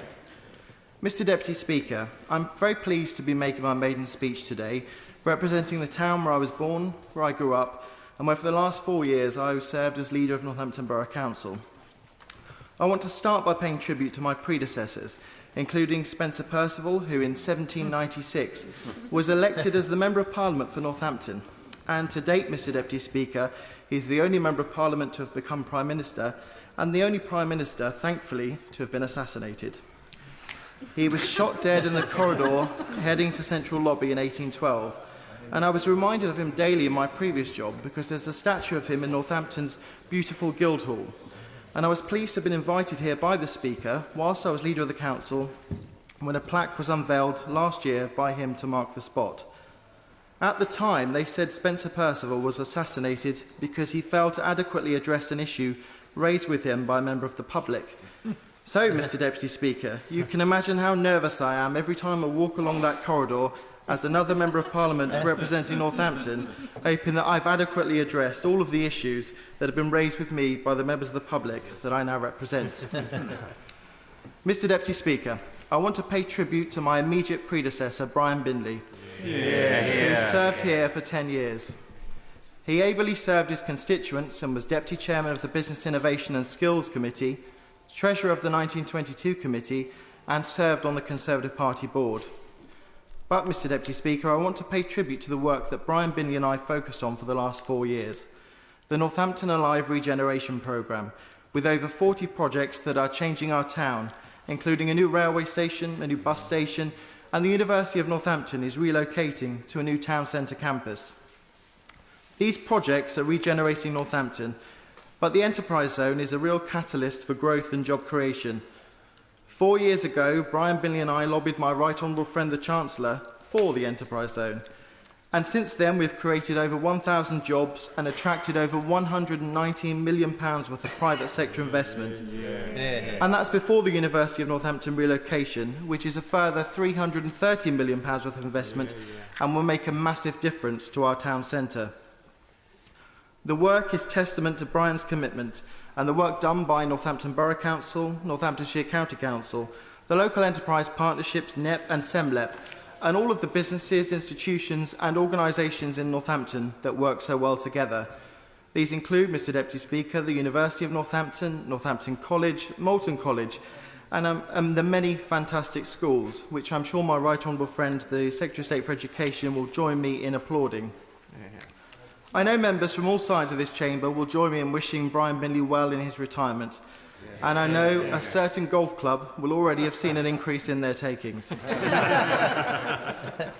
I'd also like to thank my right honourable friend, the Prime Minister, for coming to my constituency earlier this year to visit Cosworth, a key employer that is helping to develop high-performance engineering, to see the new Advanced Manufacturing Centre and how the Enterprise Zone is helping our local economy. I'm pleased to report that I visited Cosworth again last week to see the latest progress and applaud how the company continues to grow. Other key employers in the Enterprise Zone include the brewery Carlsberg and Church's Shoes, continuing Northampton's proud tradition as a shoe manufacturing town, plus many of the small businesses that make up the 97% of Northampton's economy. And I could not, in my maiden speech, Mr Deputy Speaker, fail to mention Northampton's great sport teams, the Saints, the Cobblers and the Steelbacks, who are fantastic ambassadors for our town. But today we're debating skills, and this is a key priority for me to ensure we prepare future generations to have the ability to continue the economic growth and development that we've started. The Enterprise Zone was a great opportunity to work with employers to improve skills provision, and in Northamptonshire we have 2 university technical colleges at Silverstone and in Daventry, which shows that we're at the forefront of the new skills agenda and are great examples of using local employers to provide skills to young people who are the employees of the future. And the Silverstone Formula 1 Grand Prix circuit, close to my constituency, is a great location for young people to learn. I'm pleased by the economic growth in Northampton and the jobs that have been created, but with growth comes pressure on our public services and infrastructure. So, Mr Deputy Speaker, my honourable friend, the member for Northampton North, and I have both pledged to work hard to secure investment and funding for Northampton General Hospital, a key service for our constituents, staffed by excellent people dedicated to our NHS, whom I also pay tribute to today. The General Hospital is an important facility, and my honourable friend and I are committed to working with our right honourable friend, the Secretary of State for Health, on its future. It's also imperative that the St James Mill Link Road is finally finished, as it's a key road for people using the road networks in Northampton, but also will help businesses in the Enterprise Zone, which is so relevant to today's debate. I would like to take this opportunity to thank all of the supporters who worked so hard on my election campaign, and indeed my family who have always helped and supported me. When I was elected, Mr Deputy Speaker, I pledged to work tirelessly for my constituents and to be there for them in their time of need. I'm proud to pledge that again today. Thank you. Fovargue. Thank you, Mr Deputy Speaker, and I'd like to congratulate the Honourable Member for Northampton South on his excellent maiden speech. I'm sure we're all hoping that he continues to answer his constituents' queries adequately. I'd also like to congratulate the Honourable Members for East Dunbartonshire, Derby North and my honourable friend from Bradford East on their maiden speeches. All totally different constituencies, different backgrounds, but I'm sure they'll all make a major contribution to this House. Is it right to take an apprenticeship? That was the advice given to a young woman in my constituency by her maths teacher. Fortunately, she ignored that advice and she took up an apprenticeship with MBDA, which is a company specialising in missile and defence systems. And I would like to digress a little to praise them for their policy of taking on at least 50% of female apprentices, which they say has changed their culture for the better. My young constituent completed her apprenticeship, and I met her in this place after she'd been awarded Apprentice of the Year. She's going on to complete a degree sponsored by MBDA, and she's acting as an ambassador, speaking to schools about apprenticeships. I think we all feel extremely fortunate that she didn't listen to that well-meaning but misguided careers advice from a maths teacher. And for me, that highlights one of the major problems in our schools. Careers advice is a postcode lottery. Many teachers are unaware of the range of business opportunities available in the local area. And indeed, why should they be aware? They already have a demanding and time-consuming job, teaching our young people. But this means that many of our young people are absolutely unaware of the range of pathways available to them. They might know the destination they want to reach, although some of them don't even know that. But the fact... Honourable friend give way. I will. Thank you. I'm really glad she's raised this point, because would she agree with me that in the past the career service has been looked upon as a sort of bolt-on to the education service, whereas in fact an effective, well-informed professional career service is absolutely vital for challenging young people in not only their best interests, but the best interests of the economy as a whole? I completely agree with my honourable friend. And I think the fact that they don't know, that young people don't know there are many different routes rather than one academic path, actually disadvantages them. 85% of students, according to a survey commissioned by the University and College Union, know how to complete an UCAS form, but less than 20% know how to access information about apprenticeships. Absolutely. Youth Employment surveyed 16 to 24-year-olds who had current or recent experience of careers advice. 58% were provided with an interview with a professional careers advisor, but 1%, just 1%, received advice about all their options. 24% were advised about university courses, 7% about apprenticeships, and only 2% given labour market information. If we are truly committed to developing a highly skilled workforce for the future, as my honourable friend said, this situation can't be allowed to continue, and all young people have to receive the careers advice that gives them all the options. And this has to include all the qualifications and training available to them. But it's not just schools and colleges that young people look to for advice. Family and friends are an important source of information.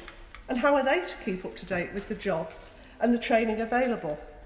Now, I'd like to praise my local authority in Wigan, as they've got a partnership with businesses and colleges called Wigan Works. And I recently attended an event at a youth zone for young people and their families, where local construction companies who contracted with the council talked about the available apprenticeships, and the trainers and the apprentices were available to talk to, and it was a really well-attended event.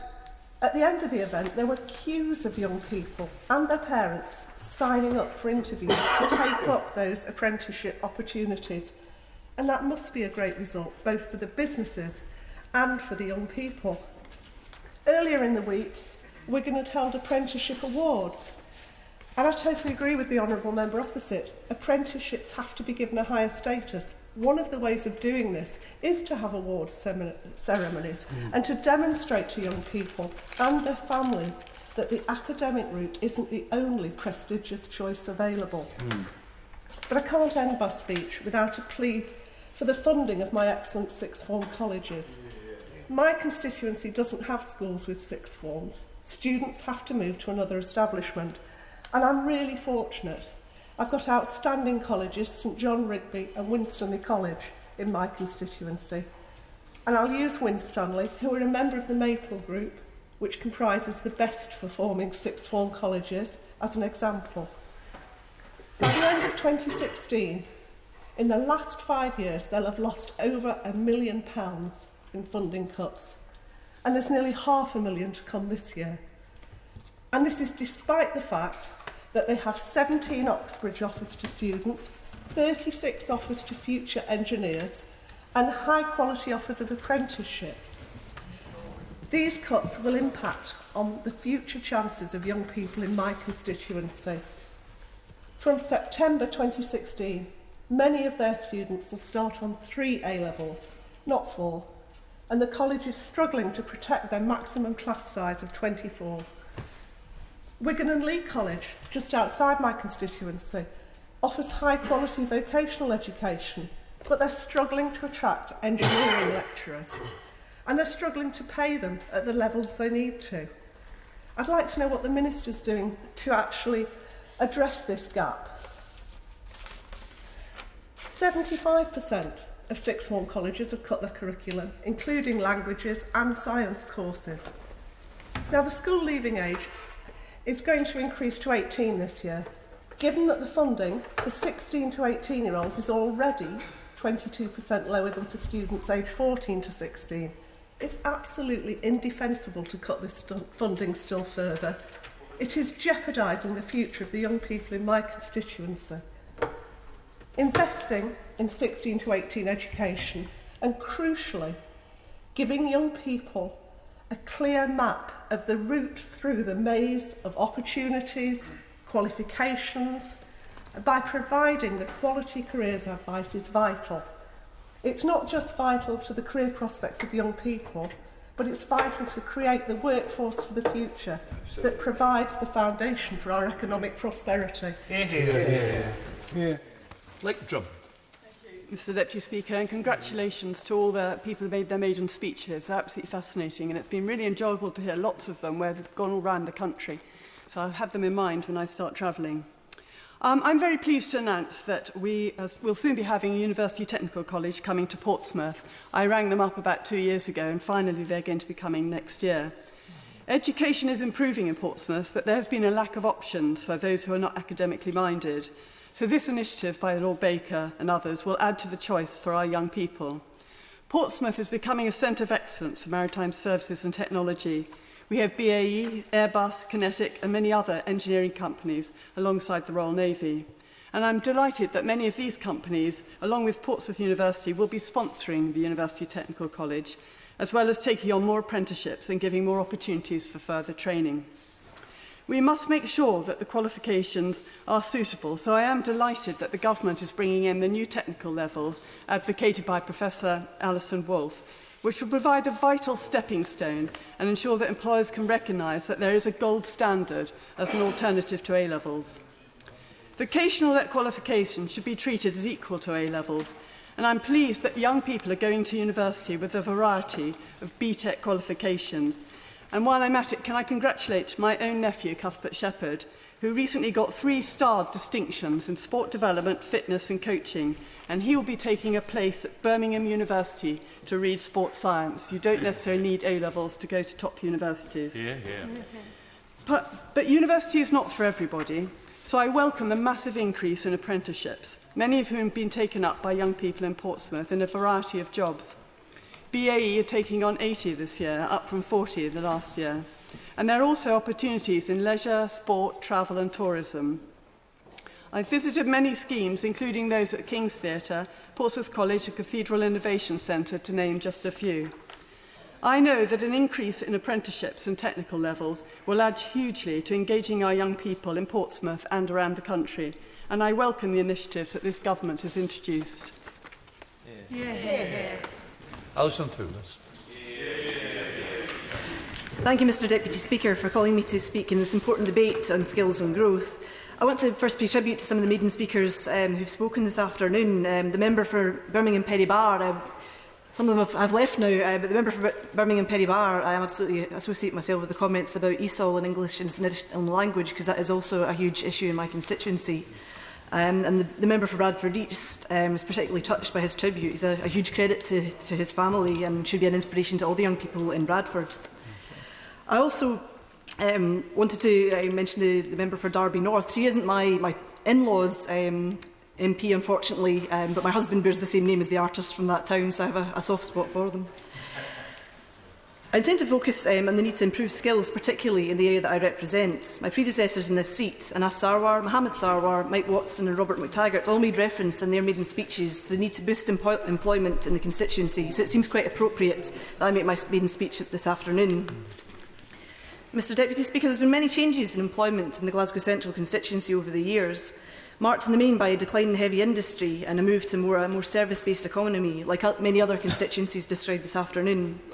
There are particular challenges in this, and I would urge anyone who has not yet heard Scotland's outgoing Chief Medical Officer, Sir Harry Burns, to seek out his thoughts on some of the disproportionate effects deindustrialisation has had in the city of Glasgow and in the health and well-being of the people who live there. His key point is that people must have a sense of control over their lives. A sense of pride in your work is absolutely vital, and this is why building up skills and supporting people to achieve is so important. People who lose their skills can suffer the effects of hopelessness for the rest of their lives. Sir Harry Burns often refers to the late great Jimmy Reid, whose portrait hangs up in the People's Palace in Glasgow Green. In his famous Glasgow University rectorial address, which has been made available by the Scottish Government to students across Scotland, has many passages about alienation and a critique of the rat race. But Mr Deputy Speaker, I ask you to reflect on this particular quote. To appreciate fully the inhumanity of this situation, you have to see the hurt and despair in the eyes of a man suddenly told he's redundant. Without provision made for a suitable alternative employment, and with the prospects in the west of Scotland, if he's in his late 40s and 50s, of spending the rest of his life in the labour exchange. Someone, somewhere, has decided he's unwanted, unneeded, and is about to be thrown in the industrial scrap heap. From the very depth of my being, I challenge the right of any man or any group of men in business or government to tell a fellow human being that he or she is expendable. It is in this vein that I implore this government to change track, to move from beating people of all ages with sanctions, to invest instead in creating the circumstances for people to develop their skills, to use their talents and to support them in employment. Hear, hear. The Scottish Government has done a great deal in the areas where it does have control. More people than ever are active in Scotland's labour market, and we're taking action to help them into work. Economic inactivity is at its lowest level on record. In the speech I'd written earlier on, I'd said 72.4%, but it's actually 72.5%. It has gone up in the figures today. The female employment rate is the highest in the UK and among the highest in the EU. And it increases due to increases in childcare entitlement, support for women to start their own business, and a raft of support to tackle youth unemployment are all helping women into work, and that should absolutely be commended and reflected down here as well. And youth unemployment figures announced today show that youth unemployment is at the lowest rate in 6 years, and the Scottish Government continue to act to address the long-term effects of unemployment through developing the young workforce, the refreshed youth employment strategy, and strategies and initiatives such as Community Jobs Scotland, Youth Employment Scotland Fund and Opportunities for All.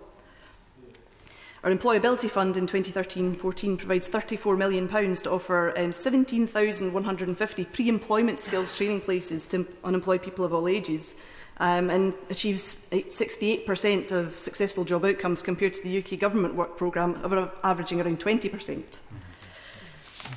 In the past year, the Scottish Government's PACE initiative for responding to redundancy situations, such as those that Jimmy Reid spoke of, supported 12,161 individuals and 252 employers over 392 sites in Scotland. The latest research shows that 72% of those surveyed who got support obtained employment within 6 months. The significance of this to workers and their families cannot be downplayed. Hear, hear. We seek further powers to make work pay, to powers to raise wages and to build the fairer Scotland that we seek. We have a mandate for that, and the people of Scotland have high expectations that it will happen. Hear, hear, hear. Mr Deputy Speaker, I'm proud to have been allowed the honour of representing the Calton ward as a councillor in Glasgow over the past 8 years, and I'm sad to leave that role to come here, although pleased with the result. The ward covers the Calton, Bridgeton, Dalmarnock, Parkhead, Gallowgate, Reidvale, Saltmarket, Lilybank and Barrowfield communities. Unlike the unfair characterisations of the East End of Glasgow, kinder and more generous people you will not find. I'm glad, therefore, that Glasgow Central constituency encompasses some of those communities. The Calton, one of Glasgow's oldest communities, and one which comes with the distinction of always requiring "the" in the title. It's a community dominated by formidable women, such as the late Betty McAllister, a community activist and Labour stalwart, who famously told a certain Conservative Prime Minister in most unparliamentary language what she could do with her poll tax. Mr Deputy Speaker, I firmly believe that the UK Government has never done enough for communities like the Calton, and I seek to get a better deal for all of those communities. Bridgeton and Dalmarnock have seen stunning transformations over the past few years, with community-led regeneration through the Clyde Gateway Urban Regeneration Company. This is a partnership between the Scottish Government, Scottish Enterprise, Glasgow and South Lanarkshire councils. Clyde Gateway have learned the lessons of failed past regeneration projects imposed upon people, and are instead working closely with the local community to spearhead the changes in the area and to turn around decades of post-industrial decline. Clyde Gateway have brought much needed investment to the area and supported 700 local people into work, some for the very first time.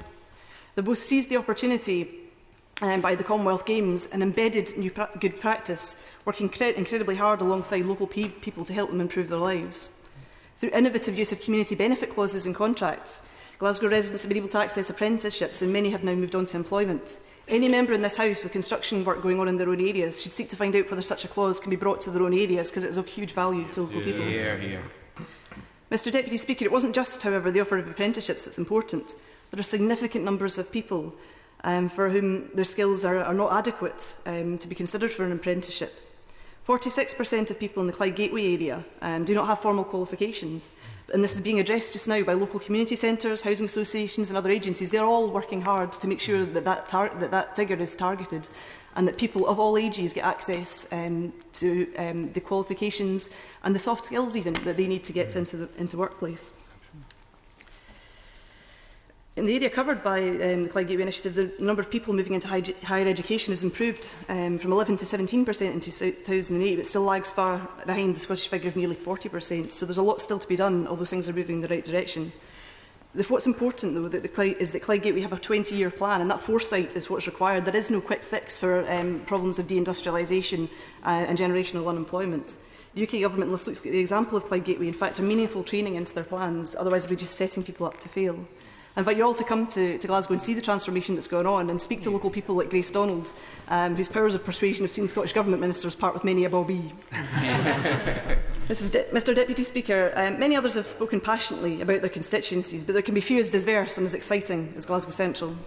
The constituency covers the city centre with the best shopping area outside of London, the International Financial Services District, the vibrant merchant city and institutions such as Strathclyde and Glasgow Caledonian universities. Here.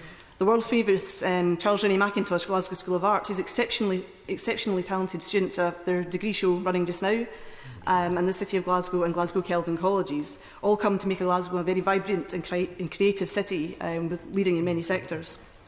Mr Deputy Speaker, there are too many brilliant community organisations in Glasgow Central to mention each by name.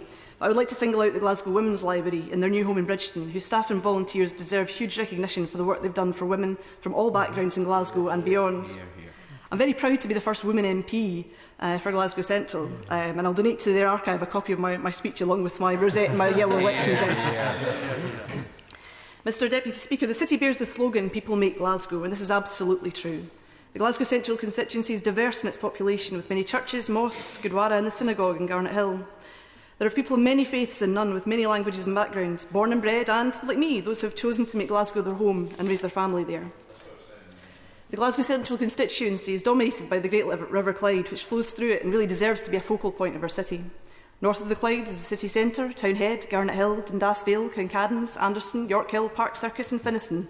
South of the Clyde are the communities of Tory Glen, where I'm sad to say members opposite are not going to find very many Tories. Hutchison Town, Oatlands, the Gorbals, Lauriston, Govan Hill, Strathbungbo, Polloksfields, Dumbreck, Cessnock, Kinning Park and Tradeston. Each of these has a very distinct identity, which is why I mention them all by name. To me, Mr Deputy Speaker, Glasgow is like a series of villages rather than an urban mass.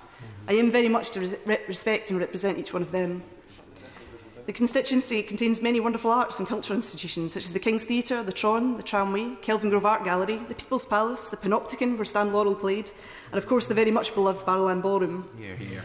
I was very sad to see that one of these institutions, the Arches venue, went into administration last week, and I very much hope that a solution can be found to keep it open. Glasgow Central has modern venues too, like the SSE Hydro Arena, which is a very significant distinction. Our First Minister, Nicola Sturgeon, is the only politician to fill the 12,000-seater venue. Mr Deputy Speaker, my election result is no mean achievement, which the honourable members for Harwich and North Essex and Argyll and Bute can surely testify as former constituents for the seat, as former candidates for the seat. In winning in Glasgow Central, I managed to achieve something also which Nicola Sturgeon has not, defeating a Sarwar. In all seriousseriousness, though, I would like to say a few words of thanks to my predecessor, Anas Sarwar, who represented Glasgow Central with great enthusiasm from 2010, and to his father, Mohammed Sarwar, who became the UK's first Muslim MP when he was elected in 1997 for the Glasgow Government constituency. They worked hard over many years for the communities of Glasgow Central, and I thank them deeply for their endeavours. Mr Deputy Speaker, in finishing, the result in Glasgow Central in the early hours of the 8th of May was nothing short of extraordinary, but it came in the back of decades of discontent in the city. These are communities who became scunnered with the Labour Party, but not with politics. Here. The referendum has changed Scotland, resulting in the most politically engaged and educated population anyone has ever seen. In Glasgow Central, people campaigned to save the Govan Hill Baths, to save their schools, to save the Accord Centre, to keep the Buchanan Street steps and to secure a yes vote in the city of Glasgow. Here. The Labour Party slung them all a deefy, and now the people have had their say. I and the SNP will do all we can to honour that trust.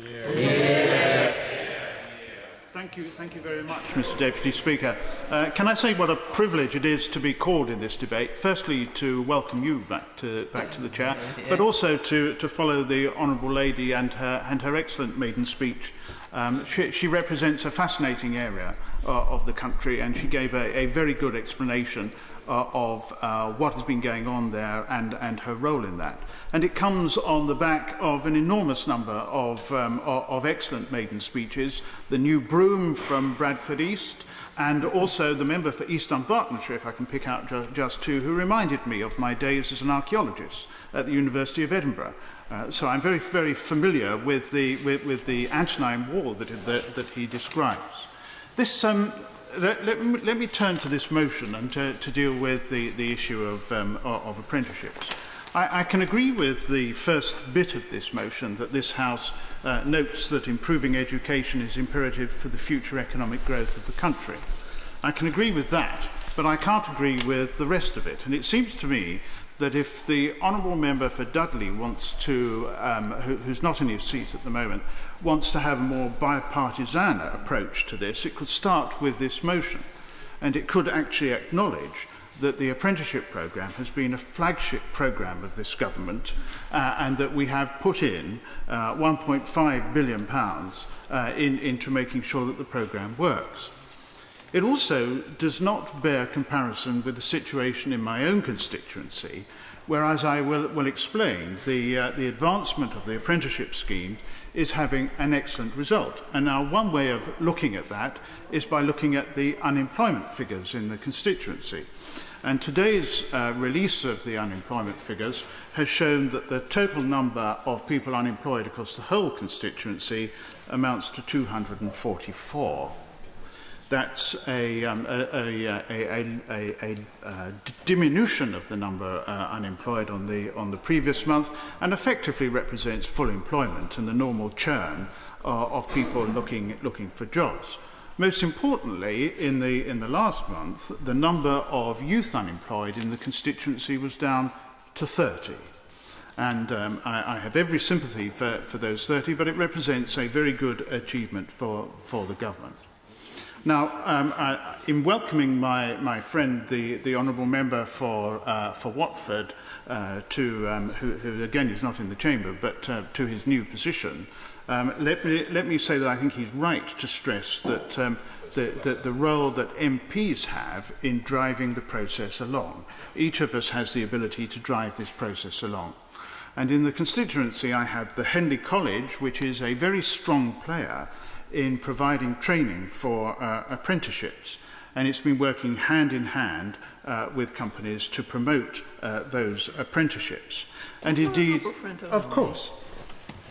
I'm most grateful to my honourable friend. Would he join me in welcoming the increasing number of girls who are taking STEM subjects, which are leading to apprenticeships in engineering and technical subjects, and that we do need more of them? I absolutely welcome the comments that the honourable lady has made. I think she makes a very good point in this, and it's one that we all need to bear in mind. If I can go back to the work of the Henley College, at the time that the recession was at its deepest, I took the initiative in the constituency to get together a whole lot of players in this area, including the Henley College, in order to be able to help businesses to cope with the fact that they were going into recession. And the Henley College rose to the challenge very, very well. The fact that there were a large number of businesses in the room that had done business in the area for 25 years but didn't know a single soul amongst the rest of the people that were gathered there was quite instructive. I think if I were to do that now, that would not be the case. They do know where they're going, and they are also taking on the lead for promoting those apprenticeships, as I will comment on a bit later. So there is an importance for colleges like the Henley College in what they can do to encourage the provision of training. And it comes down to a lot of the work that is being undertaken by companies to find the best providers of the training to help them in the delivery of these apprenticeships. And I went to see two contrasting companies in the constituency recently to hear about the work they were doing for apprenticeships. One of these was DAF, the truck manufacturers, which is practically the only big company in parts of the constituency, and sits, as it were, at the centre of a web of apprenticeships that goes right across the country. But they have gone to great efforts to find the right provider of the training to help them in this, and it's a college down in the West Country with which they can work to deliver this training. And picking up some of the points that were made earlier, what they do with this training is to have, if I can put it this way, degree-like awards at the end of the apprenticeship training, so that people feel that they have actually got something out of the whole process. And indeed, I've been invited to the degree type ceremony that they will be conducting in September to be able to witness this firsthand. The other company that I went to visit was Williams Performance Tenders. Despite this being a landlocked constituency, Williams Performance Tenders are the biggest producers of boats by volume in the whole of the country. And having been on one of them, they are extremely fast. But they too have a very good apprenticeship scheme that they manage largely themselves, and it again goes to the heart of actually working out what the apprenticeships are about. And this one occurs in the most deprived town, in the most deprived village in the whole of my constituency, and it is making a big difference to the lives of people within the constituency. Now, the result of all of that has been that if you look back to the beginning of 2010, there has been an increase in the constituency of some 58% of apprenticeships that have been taken up there. And I think that is an excellent achievement that I would like to put on record my thanks to all the businesses who have participated in this and are contributing to it. Of course. I'm most grateful to Honourable for his being very generous. Just listening very carefully to his comments, and does he attribute that to a good level of cooperation between local education and training providers and local employers, so that the skills that the employers need are identified and that young people are taking the right courses? That's a difficult one to answer, because I attribute it in part to that, but I'm going to come on in a moment to say something about the role of schools in this, which needs to be worked on still further, because I think that they can do more for that. In fact, let me come on to that now. Because during the election campaign, what I became very aware of was the way in which schools within the constituency still regard apprenticeships in an academic light. They still regard them as providing an academic training rather than providing a genuine life option for people. Of course, I'll give way. Honourable Member for giving way, and I was interested about the increase in the number of apprenticeships in his area. But, you know, despite the statutory duty on schools to provide a better career service, we've actually seen quite the opposite happen. And, of course, we're finding a situation where they're not giving them the options of doing very, very different things. They're not actually telling them of the availability of apprenticeships. Do you agree with me that we need to invest more in the career service within our schools so that they get proper advice and offer the very different alternatives that are now available? Yeah. I thank the honourable gentleman for his comments. I think I agree with that. But what I would like to see is more effort put in with schools to encourage them to focus on these apprenticeships as being self-standing, as being a life's ambition that you can fulfil there. So many of them approach the apprenticeships as if it is going to university. It's dealt with in the same way. The careers advice there still encapsulates the whole thing within that process. And I think that is wrong. We need to make sure that it's not just the providers who are providing quality and the companies that are providing quality, but the schools regard them as providing quality as well. So to that extent, I fully agree with what the honourable member has said. So I think that puts a bit of emphasis on the government to redirect some of its efforts towards schools, to encourage them to do this, and to move the debate on, so that in a few years' time people have genuine equal options, whether they want to go to university, as I did, or whether they want an apprenticeship, which so many young people in the constituency are wanting. And I welcome the government's emphasis on apprenticeships throughout this, and I welcome the important part that they play in delivering the long-term economic plan. Can I just say, we're straying over time if we're not careful. I'm not going to impose a time limit, Mr Rotheram, don't worry about that. But if we can aim between 7 and 8 minutes, we'll all be happier. Steve Rotheram. Thank you, Mr Deputy Speaker, and welcome back to your place in the chamber. Can I first of all thank and congratulate the Honourable Lady for Glasgow Central for her speech, a city that I have a great affection for too, and for her predecessor, Anna Sarwar. And also I'd like to congratulate the new member for Bradford East on his maiden speech, and all other honourable members who have made their debuts in the chamber today. Mr Deputy Speaker, it's a pleasure to be back here in the chamber following my narrow electoral victory to speak on this really important issue. And I want to talk about apprenticeships, but first I want to place on record from the start how concerning it is to me that the City of Liverpool College is facing further cuts on top of the 24% FE cut to date, which, if is implemented, it's estimated that it will equate to a further reduction of circa 1,300 places off their rolls. This is setting a near impossible task for colleges like the City of Liverpool College to continue providing courses to disadvantaged students from places like Walton.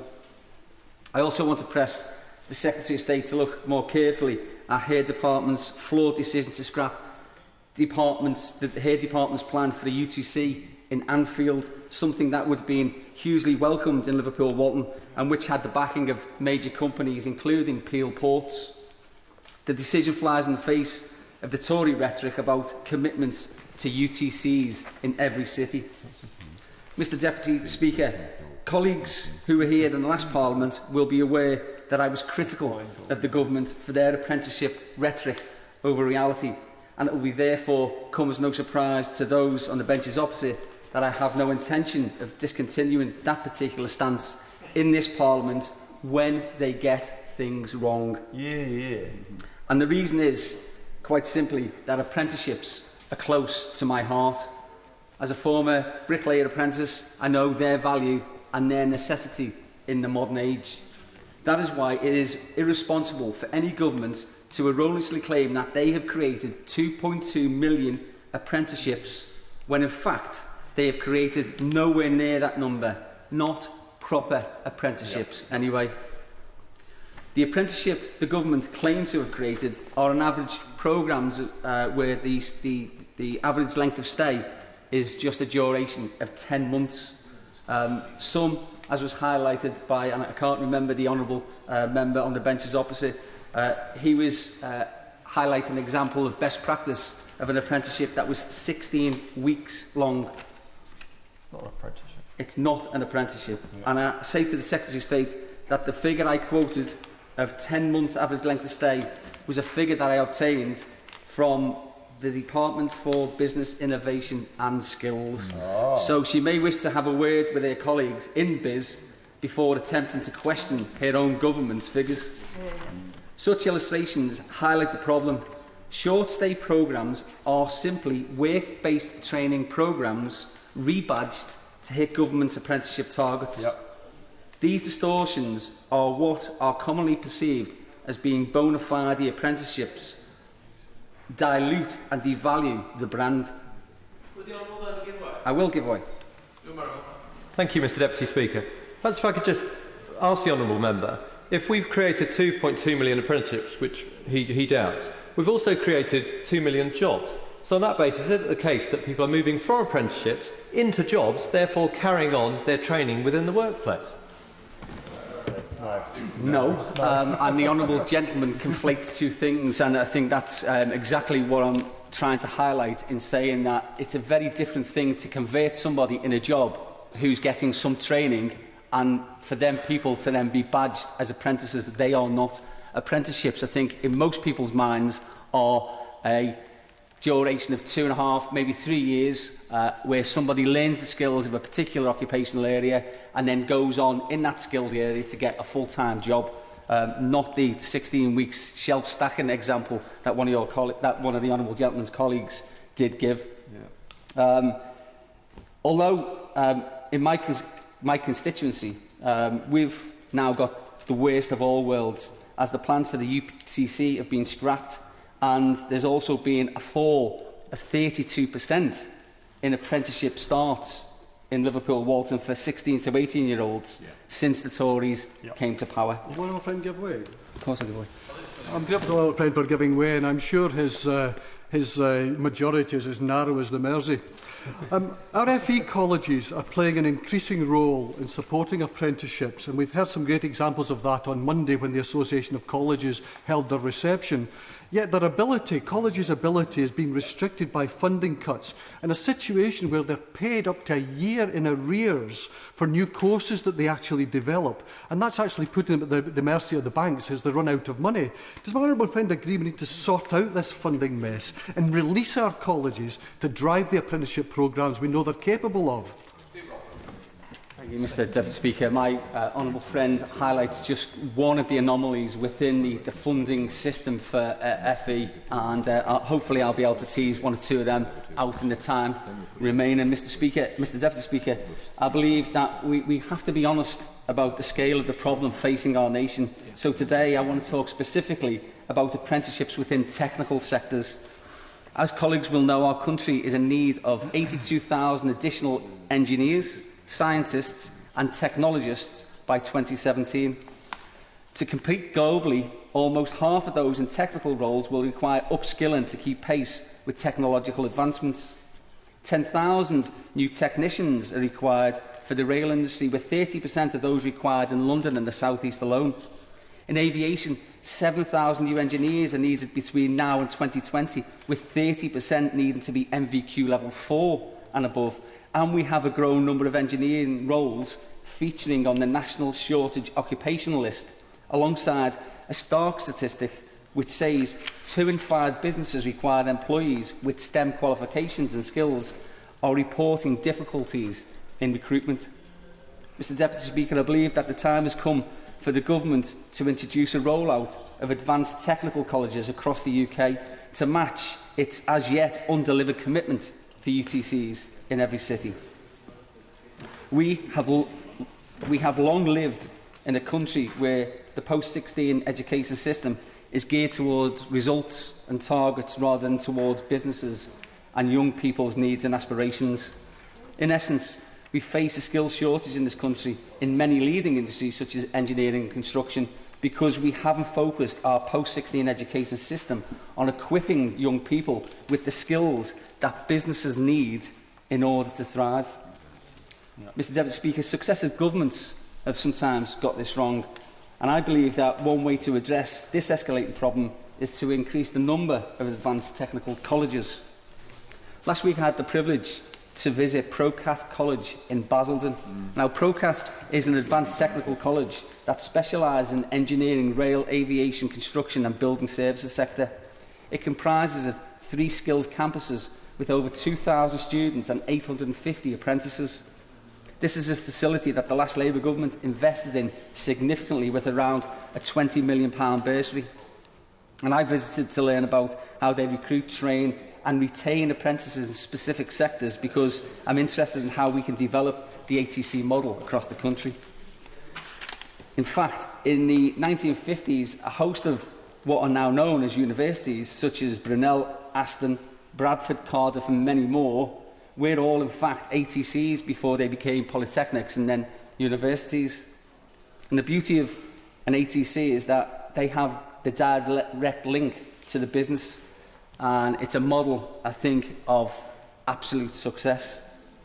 ATCs align themselves with businesses who invest in their apprentices, helping to provide clear and professional training environment and a guaranteed job and career at the end of the training, which is exactly what I was trying to outline to the honourable member.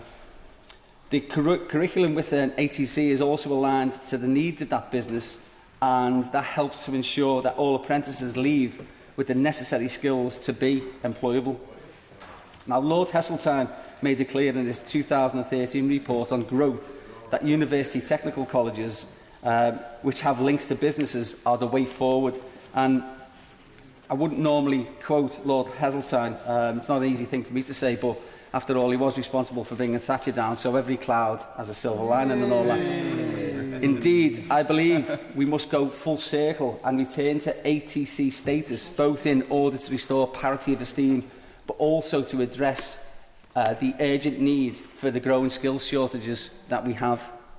And Mr Deputy Speaker, in the time remaining, I would also like to touch upon another anomaly that exists in the current education system, and that is the entry level for UTC students, which currently stands at 14.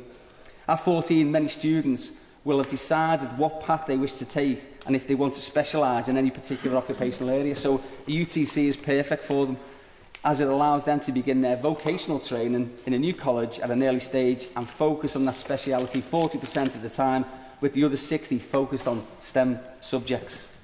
I'd implore the Minister to study the Faculty of Foundation Apprenticeships, which is being developed by ProCat and which offers pre-apprenticeship training to any 16-year-old who is seeking to enter into technical apprenticeships.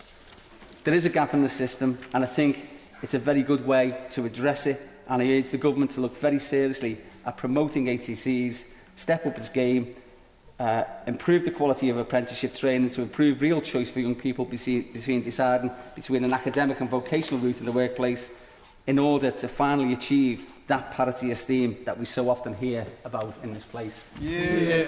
Just to help, we've got 4 speakers to come, 9 minutes each, and we get there to the front benches nicely for the 4 o'clock vote. Dr Roberta Blackman-Woods. Thank you, Mr Deputy Speaker.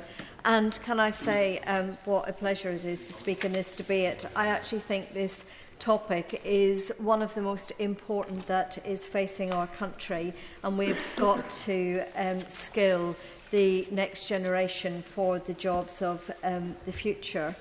And I want to say how pleased I am to follow my honourable friend from Liverpool, Walton, because I thought he set out clearly some of those challenges. We know that the UK is facing the worst skills crisis for a generation, with skills levels failing to support the diversity of the modern economy and secure job opportunities and investment for the future. And a number of recent reports from Lord Adonis and from the OECD show very clearly that skills shortages were cited as the main barrier to growth amongst employers in our top 10 major cities. So they've made it very clear that we need to do a much better job of linking the development of relevant skills to growth sectors in our economy.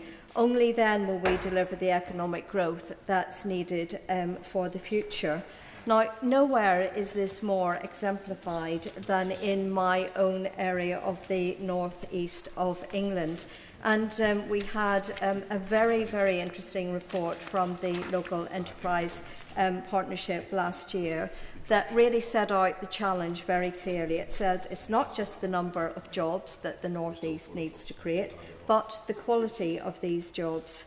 And improving the quality is fundamental to their plan.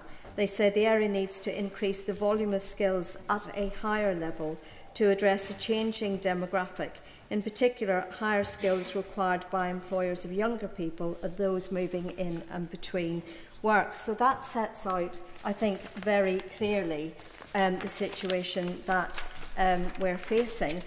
They also, in that report, highlight that productivity levels, something we've heard about already today, are a real problem. as are the skills levels that exist. And it's very interesting that in that report they mention the disparity in skills level that exists between areas that are more advantaged and those that are disadvantaged, even in areas such as the North East. So they say the proportion of secondary schools judged as school or outstanding for teaching in the least deprived areas is 85%. That's almost equal to the national average of 86%. But in the most deprived areas, this drops to 29%, compared with the national average of 65%. This means there's a massive percentage point difference between the proportions achieving 5 A to C grades at GCSE between the most, or we might say, average areas and the most deprived areas. And actually, this is something which I think perhaps hasn't been recognised enough by the government in terms of putting additional resources into the areas that need it most. Overall, though, there has been an increase in levels of education attainment in the North East and a fall in the proportion of adults with no qualifications. But as I said earlier, we need to increase the volume of higher level skills to address the changing demographics in the region. And we need to put, as with other areas, a particular focus on key sectors, particularly the STEM sector. In many areas of the UK, there are too few people achieving qualifications in science, technology, engineering and maths subjects. This is particularly the case amongst women, with three-quarters... I will get on to it. I'm very grateful to my honourable friend, and she's absolutely right to focus on the issues that she's raising. Does she also think that it was a retrograde step of the last government to have scrapped Aim Higher? Because we all talk about aspiration, but in many of the communities she's talking about, we have to raise those ambitions further. I absolutely agree with my honourable friend. I think it was a hugely retrograde step to get rid of Aim Higher, and indeed other measures that existed to support young people, particularly from disadvantaged backgrounds, into taking up opportunities in further and higher education. So the CBI cites major skills shortages in STEM subjects as being a main barrier to growth, and the Royal Academy of Engineering forecasts that the UK needs an extra 50,000 STEM technicians and 90,000 professionals each year just to replace people retiring from the workforce. Now, in the North East, we're really fortunate that there have been new technology company startups here, and more than any areas of the UK outside of London. But due to skills shortages, organisations frequently need to recruit from outside the region and increasingly overseas to fill the skills gaps in the area. So what we want to see, obviously, is young people skilled and people who currently seek work reskilled so that they can get work in some of these key sectors that are growing in the North East, such as advanced manufacturing, pharmaceuticals, our university and technology sector, professional services, tourism, creative and digital industries, logistics and the renewable energy sector. They need improved investment and additional skills if they're to achieve the 100,000 additional jobs that the LEP wants to see in this area across these sectors in the next 10 years. Now, we also know that we want to see expansion of high-quality vocational education and youth apprenticeships to establish a stronger non-university route into employment. That's not to say, Mr Deputy Speaker, that higher education isn't important, because I think it is important and we must continue to invest in it. But we want to ensure that young people know that there are wider training opportunities available. And indeed, they might want to know that they can combine vocational education, sometimes in the workplace, alongside education in the university and further education sector. And indeed, my honourable friend who sits on the front bench, the member for Birmingham Hodge Hill, produced a wonderful report last year called Robbins Rebooted that really highlights the mixtures that we can get when we're imaginative of training opportunities for young people that take them from school into the workplace and then assign them to college courses in order to ensure that they get the skills levels that they need. I just want to say two very brief things before I conclude. We in the North East, funding from Europe is really important. It sustains a lot of the skills education that we have. We think it's really important in future debates that we have about staying within Europe that the ESF funding is put into that mix, because we just couldn't sustain those skills levels if we didn't have it. And also, devolution is very much on the agenda in terms of helping areas link the skills that they need to future economic development. And again, the Association of Colleges has produced a very helpful report for all of us looking at what devolution could bring in terms of giving local people much more knowledge about the sorts of industries that are likely to be in the area in the coming years and how they can acquire the skills both for themselves and for their children and grandchildren to be able to take on board opportunities that do exist in the future. But my final challenge is really to the Minister opposite to say, can we hear from him today what he's going to do to sustain investment in the infrastructure supporting education and skills development and in ensuring that those opportunities are spread into the most deprived areas of our country. Ian Austin. Thank you, Mr Deputy Speaker. I want to say today that we have to make education and skills our country's #1 priority. I think improving education is the answer to our country's biggest challenges, bringing better paid and more secure jobs to areas that have lost their traditional industries, tackling poverty, improving social mobility, boosting productivity, building a stronger economy and enabling us to tackle the deficit. It's the only way our country will pay its way, let alone prosper, is with the skills that we need to compete. But Germany has 3 times as many apprentices as the UK. The number of young apprentices and apprentices in IT and construction are falling. I welcome degree-level apprenticeships, but they account for less than 2% of the total number of apprenticeships. On education, we're no longer falling behind Finland, South Korea and Germany in basic numeracy and literacy, but Estonia, Poland, Slovakia and the Czech Republic as well.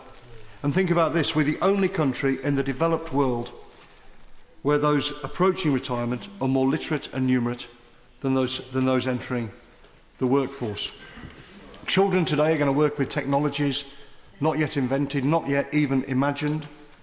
They'll have more than a dozen jobs over their lifetime, so what they must learn is how to adapt, how to learn, how to acquire new skills. But the CBI survey found nearly a third of employers dissatisfied with school leavers' basic literacy and numeracy. So I think we should agree, all of the parties, the government, schools, colleges, universities, the teaching profession and businesses, clear long-term targets to improve education and provide the skills that we need to compete.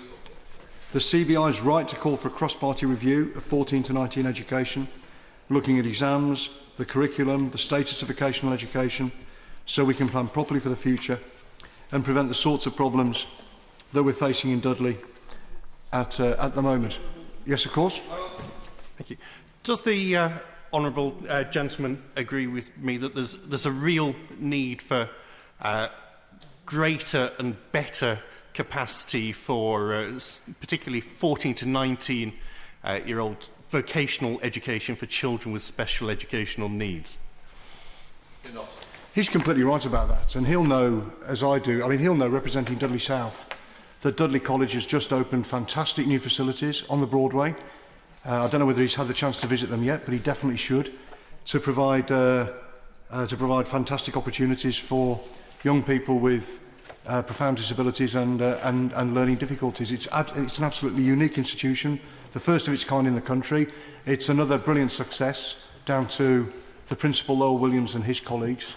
And I think it's an example that colleges right around Britain should be following. He's absolutely right about the points that he makes, and I look forward actually to working with him to drive up educational standards, to improve standards not just for children with special needs, but for all our children in Dudley over the next 5 years.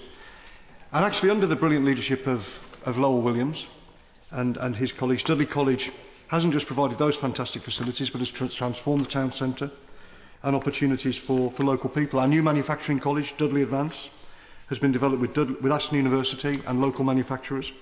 We've got a new vocational centre, a new sixth form college, plans for a new construction centre, and the vast majority, ministers will be pleased to hear, has been funded by a more efficient use of the college's own resources and not by external funding.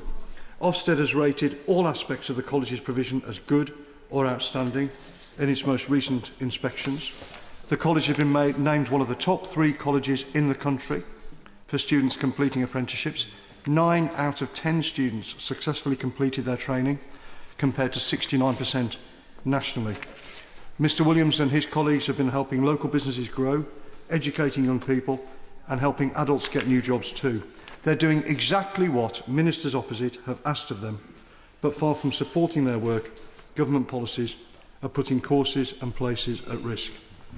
First, cutting the adult skills budget by 24% means Dudley College will lose £1.4 million. 30 jobs are at risk and 1,500 places will be cut, most of which are employability programmes for unemployed adults and workplace qualifications in health and social care, early years and construction. The college then faces further 20% reductions in each of the following 2 years, removing another 1,700 adult places. Thousands of adults struggling to find work will lose retraining and many more jobs are at risk. Second, Dudley College has worked hard to help ministers increase apprenticeships, doing exactly what they want, making it by far the largest provider in the region. In May, the college again requested additional places from the SFA for 16 to 18-year-olds in key areas like engineering, manufacturing and care, exactly what the government wants them to do. The agency indicated that this will be possible, as it was in previous years. This funding is now at risk after the Chancellor's announcement that the Department for Business and the Department for Education must find £450 million of savings this year.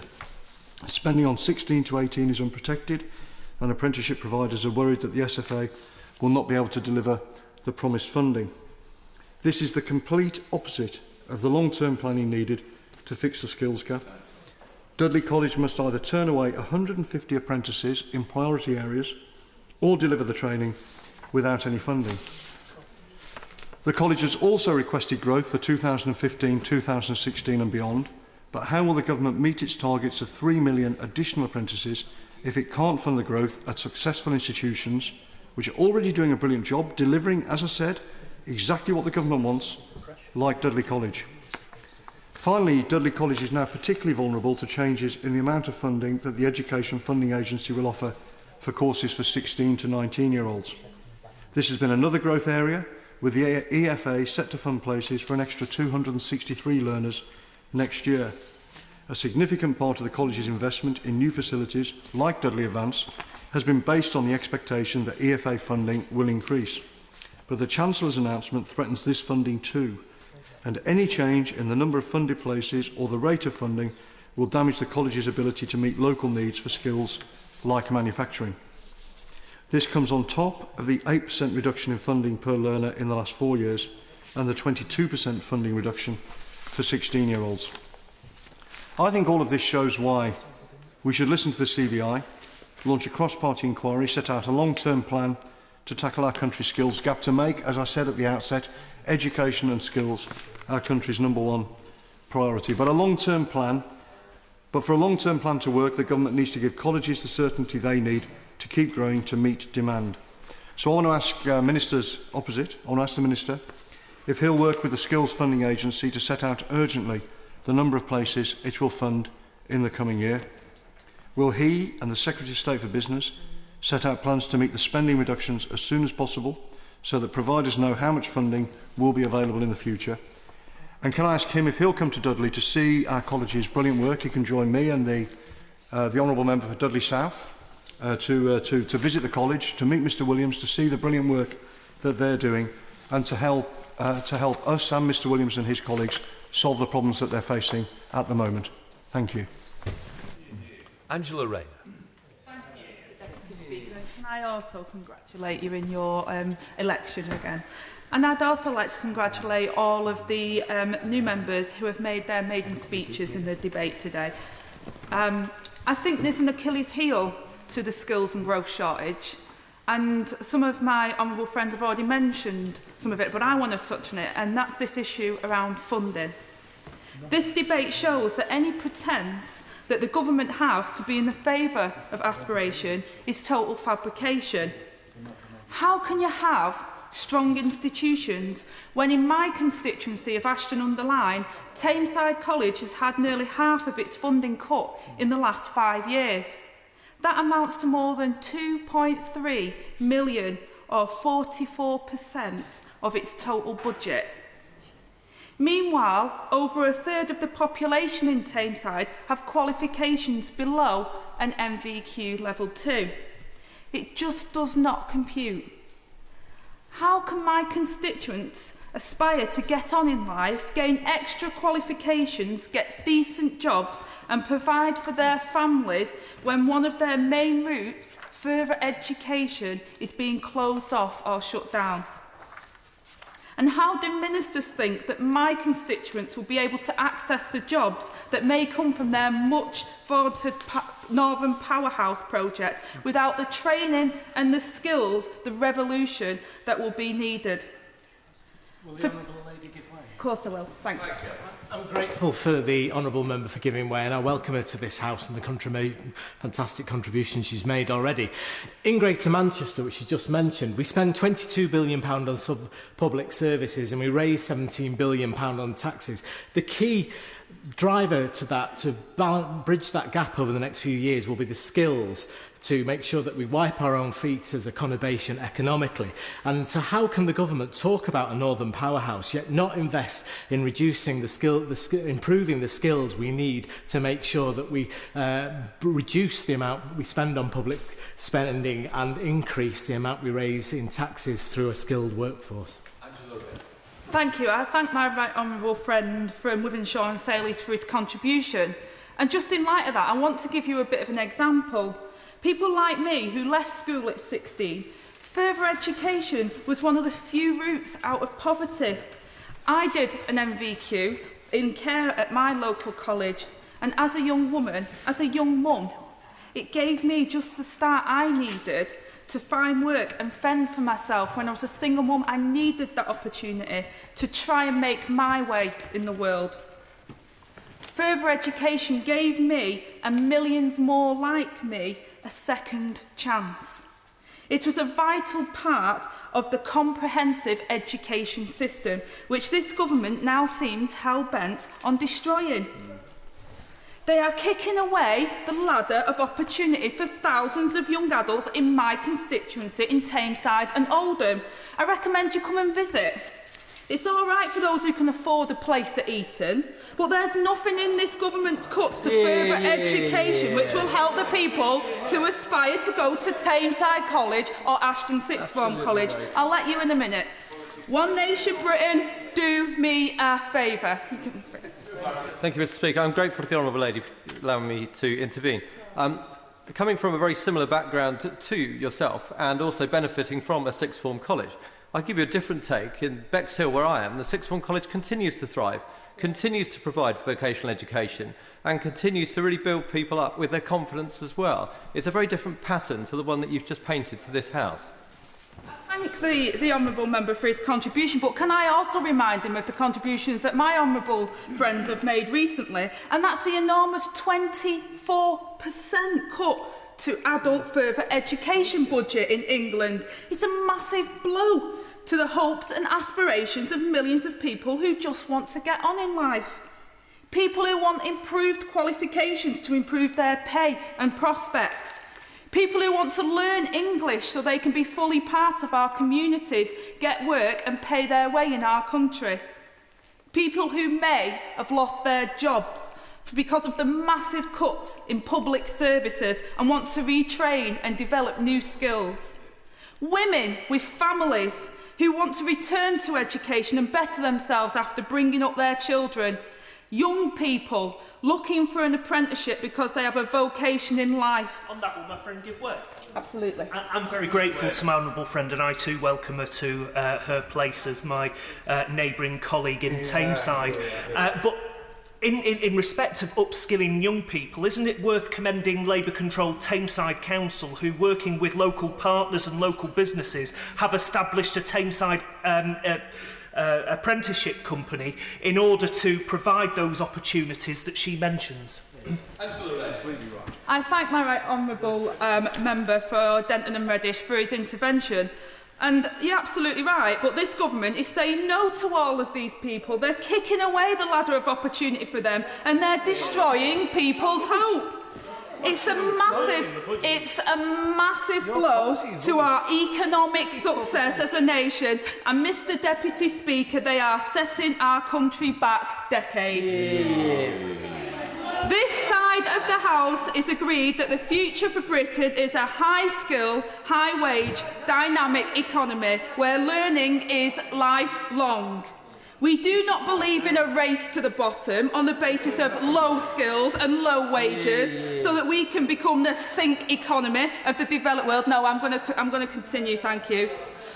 What way lies failure, waste and stagnation? I call on this government to think again. You do not have a mandate for this. You did not tell the electorate about this. And if you continue these shocking cuts, you will be wrecking Britain's future and blighting the lives of millions of people for whom further education is the route onwards and upwards to reaching their goals and achieving their dreams. You will also set back our economic prosperity. I urge you to think again. Thank you. Well, I think I just want to help, just to let the last speaker know that, Ms Rayner, what I would say is, you means me, so I don't want to accept any responsibility of what you've accused other people of. So I'm taking the blame, so I don't quite understand why the front bench got quite upset. A point of order, Mr Austin. Order was simply to ask whether... I mean, I would never use the sort of appalling sexist language that the former First Minister of Scotland used about the right honourable lady on the front bench. But is it in order for her to sit there all the way through an opposition member's speech, chuntering away as loudly as she possibly can and expressing all this sort of... Order. We both know it's not a point of order, it's for the Chair to decide, and I've got to say, I thought for the Minister was much quieter than normal, so let's not worry about that. Daniel Ziner. Thank you, Mr Deputy Speaker. And first of all, I'd like to congratulate members on their maiden speeches. I was particularly taken by the member from East Dunbartonshire, who talked earlier about a very well-educated electorate. Now, I represent Cambridge, and I recognise his description. And I think the point he was making was that the better educated the electorate, the more sensible their electoral choices. And I have to say, if the members opposite are successful in their educational policies, as successful as they claim, then I think we'll have a much better educated country and the future for progressive politics is bright. So we look forward to their success on that basis. I would also agree with the comments for the honourable member for Watford on the university technical colleges. We have a university technical college in Cambridge, and it's doing excellent work and is making a major contribution. I just wanted to reflect a little, not just on some of the problems of the skills crisis, but also on some of the perhaps less well-rehearsed consequences. The problems that my constituency faces, and we have an excellent further education, Cambridge Regional College, are very similar to those described so eloquently by many other members today. Similar levels of cuts, unfortunately, cuts every year in their budget since 2010, facing something like between £2.5 and £3 million worth of funding cuts over the next couple of years.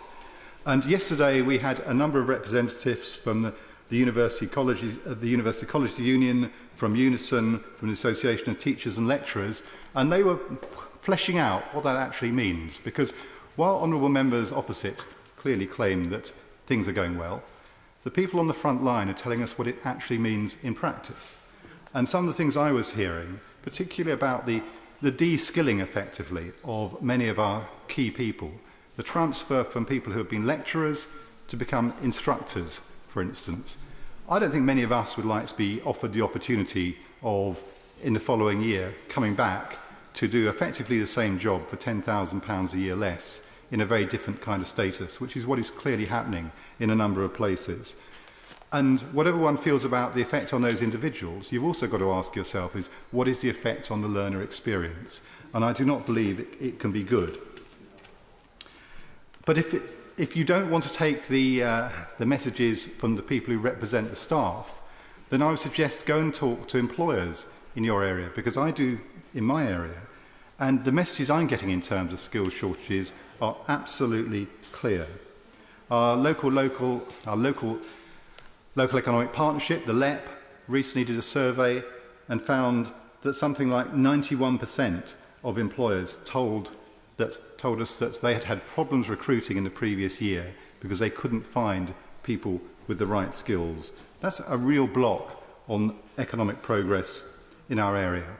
Last week I met the Federation for Small Business, and they said exactly the same thing, that the biggest thing they're getting from their members is exactly that. They can't find the people with the right skills to do the jobs. And perhaps more surprisingly, yesterday I was meeting local housing associations. Now, housing associations have quite a lot on their plate at the moment, as you can possibly imagine. And one of the issues they're thinking through is, should the party opposite's policies be implemented, they will be required to replace houses. But the problem they've got is that finding the skilled people to build houses at the moment in an area like Cambridgeshire is near impossible for them.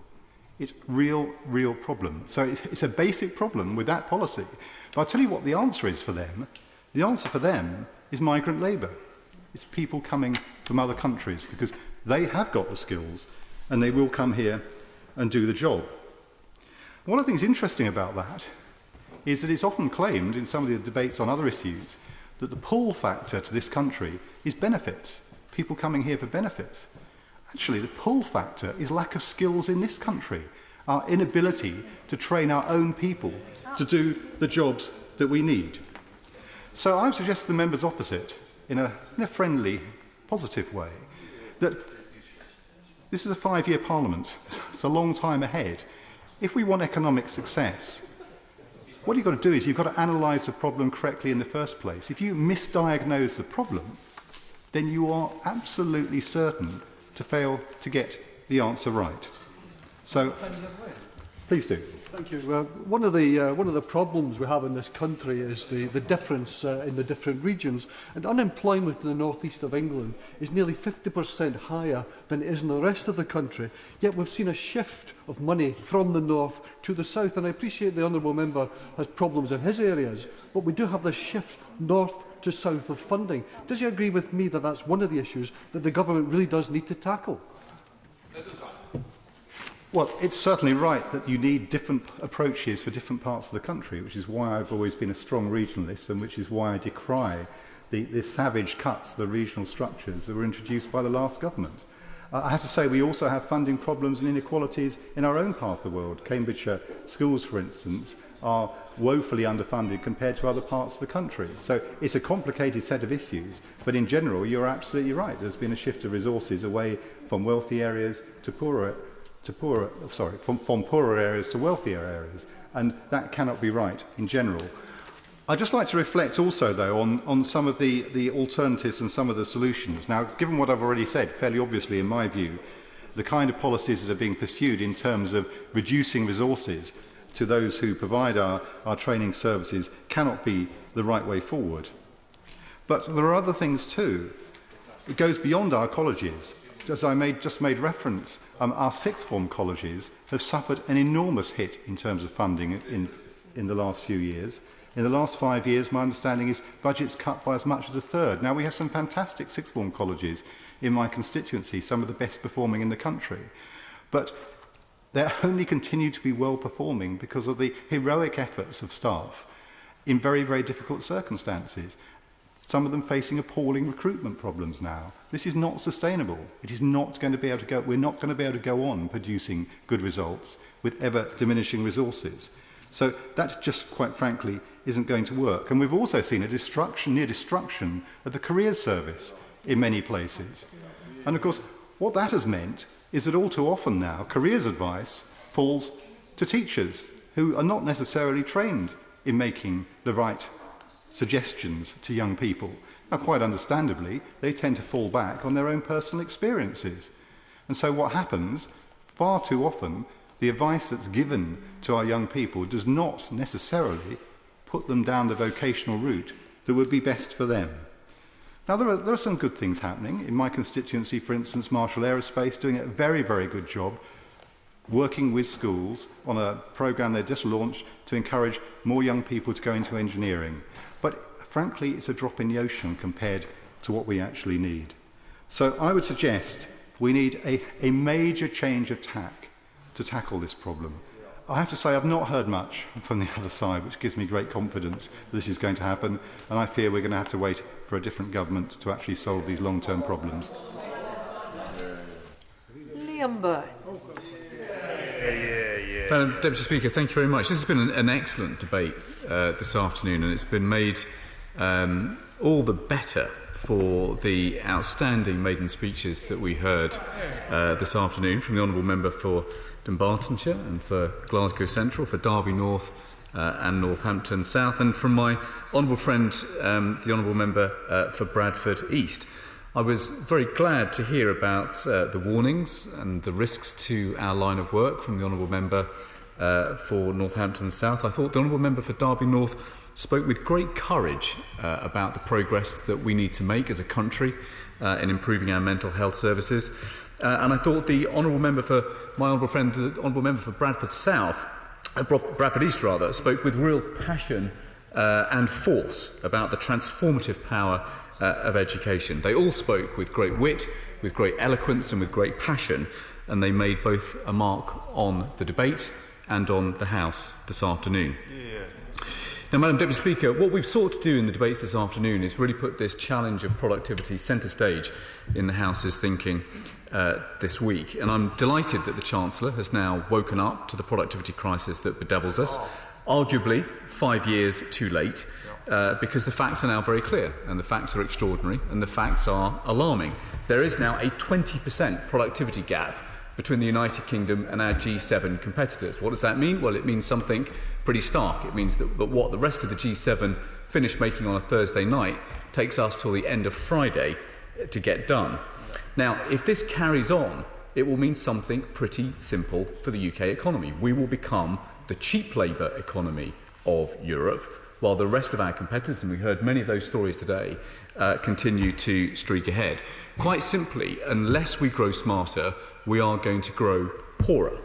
There is no other way of raising living standards in this country in the medium term unless we improve our productivity crisis. And so it is good that the Chancellor has finally woken up to this, and in 3 weeks' time he has got a chance to set out a budget that reflects on the contributions that we've heard this afternoon and, crucially, does something about it.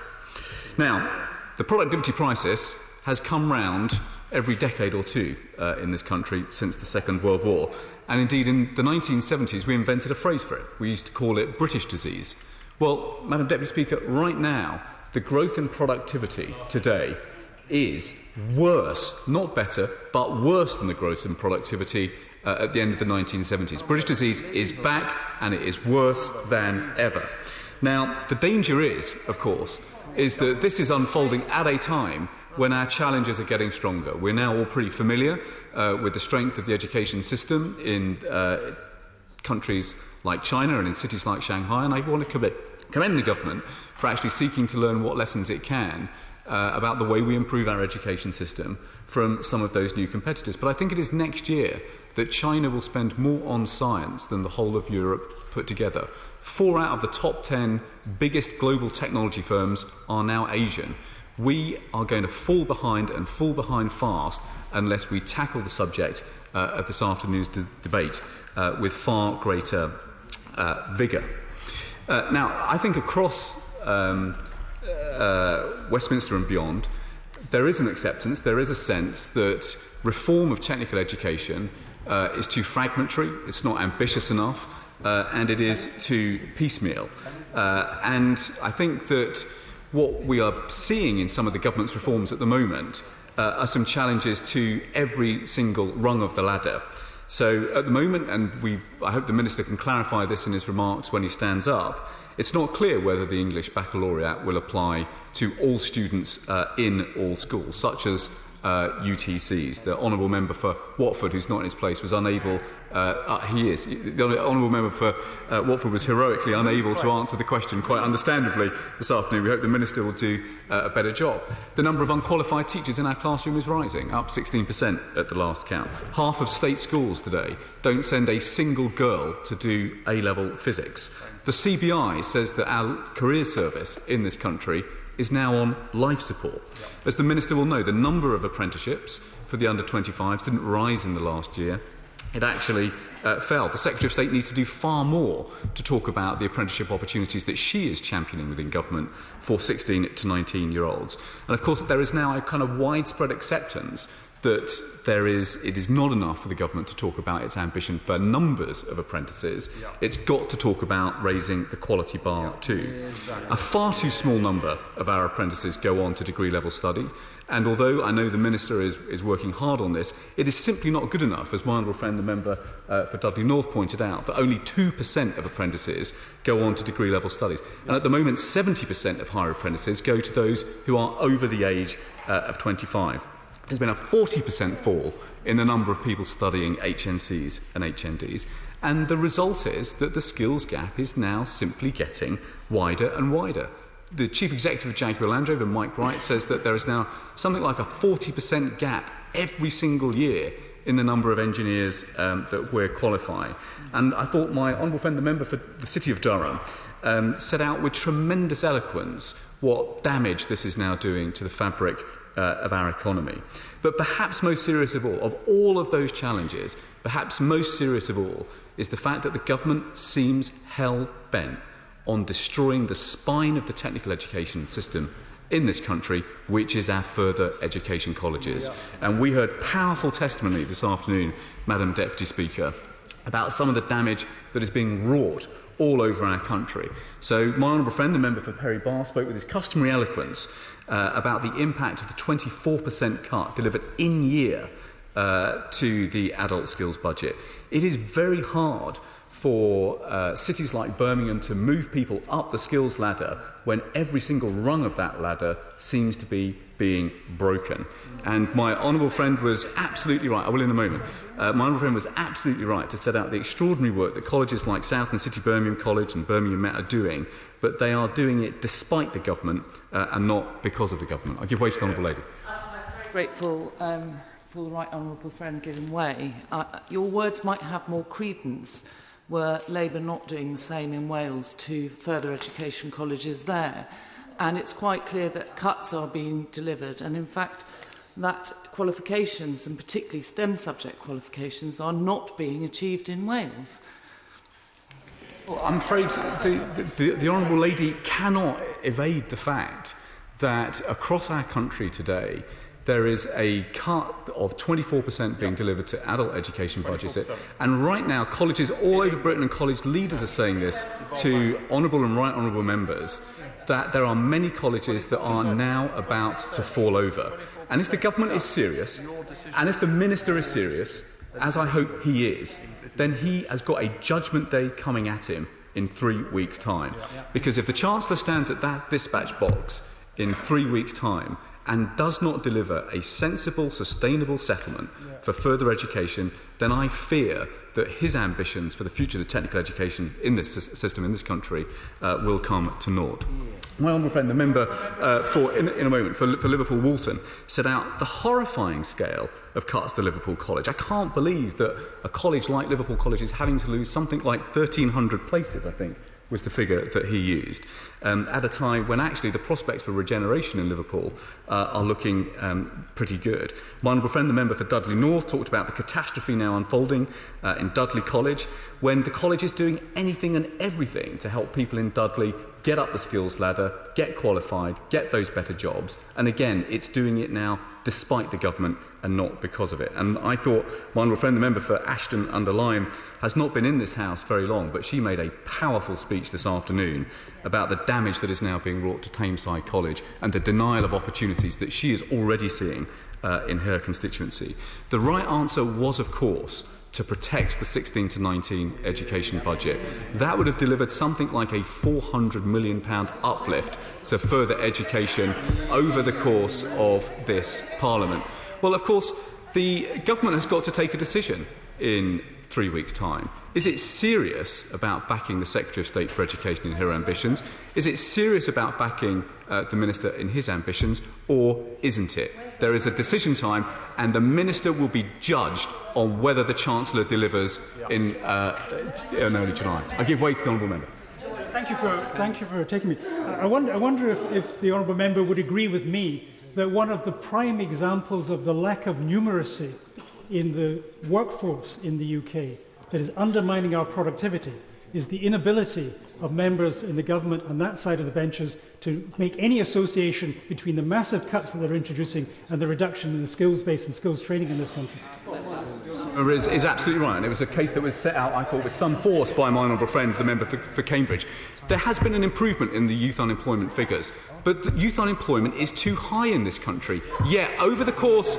Well, the Secretary of State should listen, because in towns like Loughborough, employers are sponsoring in.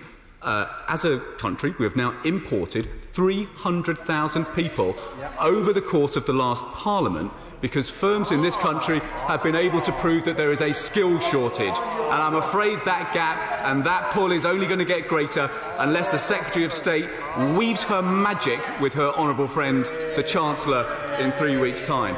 Where there are initiatives like the Northern Powerhouse creating new opportunities, we pray, for people in this country, it will come to mean nothing for local families unless we give local people the skills to do those new jobs.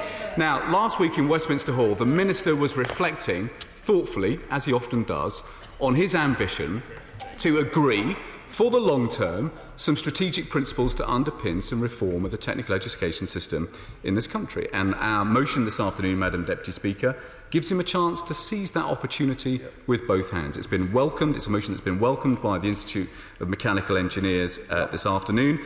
And so I hope the Minister does actually take up the offer to agree some principles that could reform our technical education system for a generation to come. There are points of consensus. The Honourable Member for Watford set out a couple of them in what was a very thoughtful speech. And over the last year, my honourable friend and I have set out a number of principles which I offer him this afternoon. First, there has got to be a broad and balanced curriculum in our schools. That is going to be harder to deliver when school budgets are being cut by 10%, and it's going to be harder to deliver where there is some ambiguity and confusion about whether every pupil in every school is required to take the English baccalaureate. Second, we need a career service in this country. Modern economies need strong career services in its school. There is an obvious place to look for the money. The widening participation fund is there. There could be £50 million taken out of that fund in order to rebuild the career service in this country. Third, there's got to be huge support from this government for the kind of city apprenticeship agencies that are being set up in Labour councils like Leeds and like my home city of Birmingham. It's important because it supports SMEs in getting young people into apprentices, and in our economy today, it's SMEs that are creating most of the jobs. Fourth, there has got to be more specialisation and quality in further education, and that's got to come with a sensible funding settlement. That's the only way that we can get good examples like the example of Procat College that we heard about. And fifth, we have got to allow more apprentices to study up to degree-level skill. You can't simply pass a law to deliver parity of esteem between apprenticeships and degrees. You've got to create a system which allows more than 14,000 apprentices a year to go on to higher level skills. Now, nobody, I thought, put the challenge better than my honourable friend for Dudley North this afternoon. When we live in a country where where those who are retiring are more literate than those coming in to the labour market, we have got a very, very serious challenge. The challenge of technical education has long frustrated us in this country. It was back in 1944 that the noble Lord Percy delivered his report to the government. And in that conclusion, he said this. He said, "The position of Great Britain is being endangered by a failure to secure the fullest possible application of science to industry, and this failure is partly due to deficiencies in education. That is a conclusion that we don't want delivered in 50 years' time. So I hope the Minister will take it upon himself today to deliver a level of consensus and agreement and support for this motion, so that in generations to come they do look back on days like today and say that was the moment when partisan differences were put apart and the parties decided to come together to rise to the challenge of the future. I commend the motion to the House. Minister Nick Bowles. Madam Deputy Speaker, this has been an excellent debate. We have heard a remarkable series of maiden speeches which told the story of what we all want to see, a nation of opportunity and aspiration, a nation in which people of every background, in every part of the country, are able to achieve professional success, and in the case of those honourable members making their maiden speeches, the ultimate accolade of election to Parliament. We heard from the honourable member for East Dunbartonshire, who I've not exchanged words with, I think, for 25 years, since we met once many years ago, but I was delighted to learn from him today. Sadly, Madam Deputy Speaker, there were other people present. And, Madam Deputy Speaker, we heard from him that he was the first person from his family to go to university, and here he is, and he is going to do his constituents proud in this chamber. And I would just like to add a note of thanks for his very generous tribute to his predecessor, Joe Swinson, who was probably the favourite Liberal Democrat of all of us on these Conservative benches.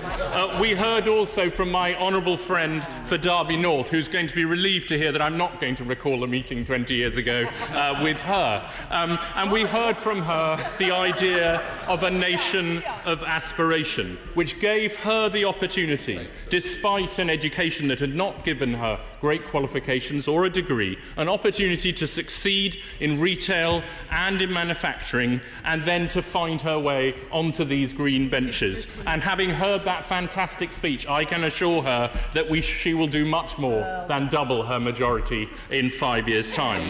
We heard from the new Broom in Bradford East. His grandfather found opportunity in Bradford's mills. How proud he would be today to see his grandson not just qualified as a barrister in the courts of the United Kingdom, but now elected to Parliament.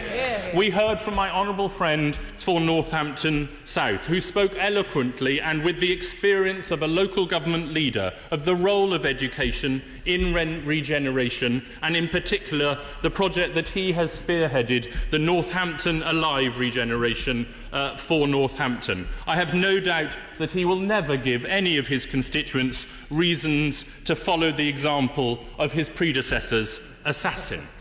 And we heard from the honourable member for Glasgow Central, and she spoke very well of the work of the Scottish Government to improve skills training. I have heard good reports from employers who have apprenticeships in all parts of our country about the Scottish Apprenticeship Programme, and I believe in learning from anyone and everyone, and I will be keen to learn from the Scottish ministers on what they have found successful. When I visit her fair city this summer, which I am planning to do, I will be sure to visit the area of Tory Glen, even if I am the only Tory in it. Now, Madam Deputy Speaker, I wish I could report from this debate that Her Majesty's opposition was clearly reflecting on the result of the election and the messages sent to them ever so politely by the British public.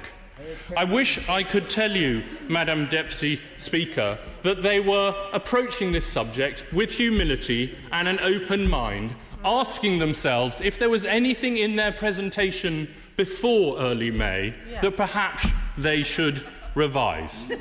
But sadly, Madam Deputy Speaker, it was not to be. We heard Groundhog Day of the Labour story. All we heard from the benches opposite was an endless series of increasingly hysterical attacks on cuts in public spending. Now, I have a lot of time for the honourable gentleman, my opponent, I believe he is a good and thoughtful man and was a good and thoughtful minister in his time. But he can tell his colleagues of why those cuts in public spending were necessary. Yes. My right honourable friend, the Prime Minister, did spend quite a lot of the last 6 to 8 weeks opening his breast pocket, no, I won't give way, opening his breast pocket and brandishing a letter. Not this letter, there is nothing on it. It was from the honourable gentleman, and he said that there was no money left. We have never wanted to cut public spending. We have never wanted to impose those difficult decisions. We have done so because of the legacy that he left us, that he made fun of in a letter, and we are living with those consequences. I will not give way. He has had his go. We heard from those benches opposite, Madam Deputy Speaker, barely a word about qualifications reform. We heard from them barely a word about our apprenticeship reforms that are putting employers in charge of developing the standards and in controlling government investment in apprenticeship. Did you forget to say something? Yeah. If the honourable gentleman wishes to give way, he will give way. It is not for others to tell him to give way. He's not giving way. Minister. Deputy Speaker, if I may make clear, I would of course be happy to give way to a backbencher, but I think we can all agree that we've heard quite enough from the right honourable gentleman this week in his not-so-pithy contributions to our debates. And we heard, Madam Deputy Speaker, barely a word about our plans to ensure that anyone who has been failed in school and who has failed to achieve sufficient qualifications in English and Maths should carry on studying them through further education college or whatever other route they take. That is a plan that we have invested in. That is a plan that we are developing. I'm happy to give way to a gentleman who is also always pithy. I'm grateful to the Minister for giving way. He mentioned about trying to give opportunities to those who fail to achieve the necessary standard in maths and English. When will the government actually provide parity of funding to our colleges so that they can do that job? Well, of course, Madam Deputy Speaker, I'm sure the honourable gentleman is aware that unlike under the government that he supported, when sixth forms in school received much more money per pupil than sixth form students in other institutions, we have an absolutely equal funding system. Whether you're in a sixth form or school or a further education college or a sixth form college, you receive exactly same amount of money per pupil. He should know that well. Now, Madam Deputy Speaker, we do not believe we have a monopoly on good ideas. Madam Deputy Speaker, we are not remotely complacent about the state of education for 14 to 19-year-olds. But we will oppose this motion because a review, or God forbid the Royal Commission that one honourable member opposite called for, would distract the government at a time when we are making real progress. We are making progress in ensuring that everybody secures that vital passport to success, which is a mastery of English and Maths. We are making progress in reforming qualifications so that they are rigorous, so that they are respected, and so that they are backed by employers. We are making progress with apprenticeships, not just by increasing their number to 2.2 million in the last Parliament, but by introducing reforms that got rid of programme-led apprenticeships that the last Labour government introduced, which involved no employer, no job, a few months of training in a college, and they dared to call it an apprenticeship. That we have got rid of, and our reforms will continue. And Madam Deputy Speaker, we are making progress with the introduction of university technical colleges, and I was glad to hear support for this concept from the benches opposite. We want university technical colleges spearheaded by one of the greatest education secretaries that any Conservative government has ever had.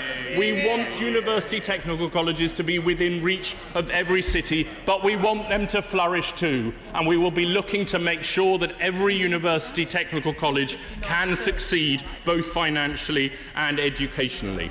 Madam Deputy Speaker, we are agreed on one thing at the end of this debate. We have huge ambitions for our education system, and they are not yet met. We have huge aspirations for the chances of every young person going through school and going into a further education institution in our country, and those aspirations are not yet guaranteed. We will not rest until everybody in this country, in Scotland, in Wales, in England and Northern Ireland, in every part of this one nation, is able to go to school, to leave college with qualifications that equip them for a life of work, a life that is fulfilling, that is rewarding, and that helps make this country one of the greatest countries on earth. The question is, as on the order paper. As many as that opinion say aye. Aye. Of the contrary, no. No. Division, clear the lobby.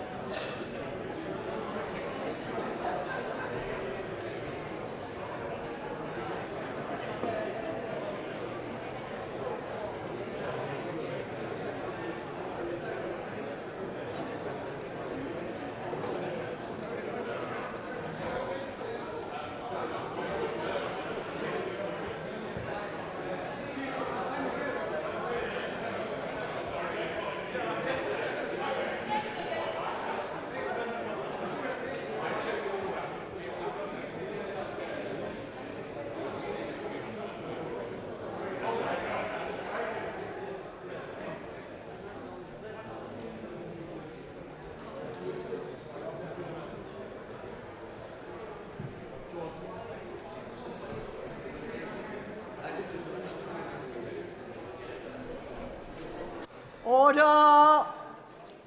The question is, as on the order paper. As many as that opinion say aye. Aye. Of the contrary, no. No. Tellers for the ayes, Bridget Phillipson and Tom Blenkinsop. Tellers for the noes, Guy Opperman and Jackie Doyle-Price.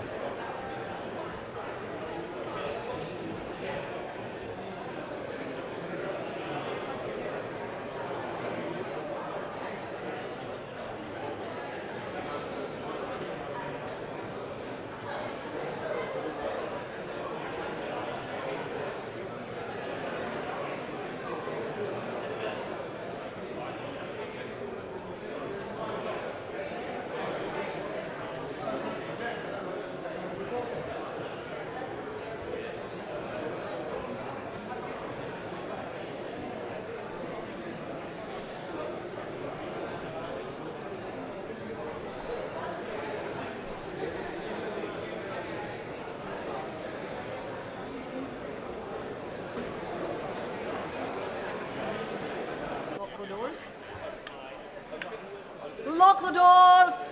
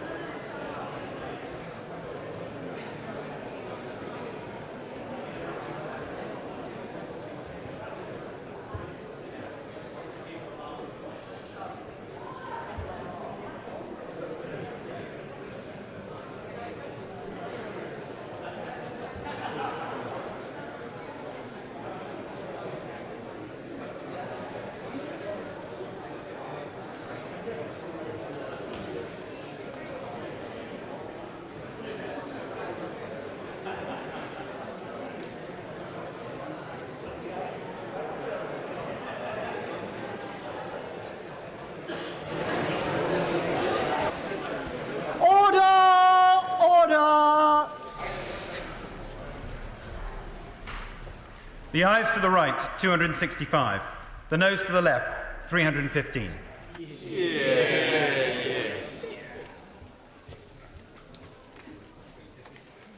The ayes to the right, 265. The noes to the left, 315. The noes have it. The noes have it. Unlock. We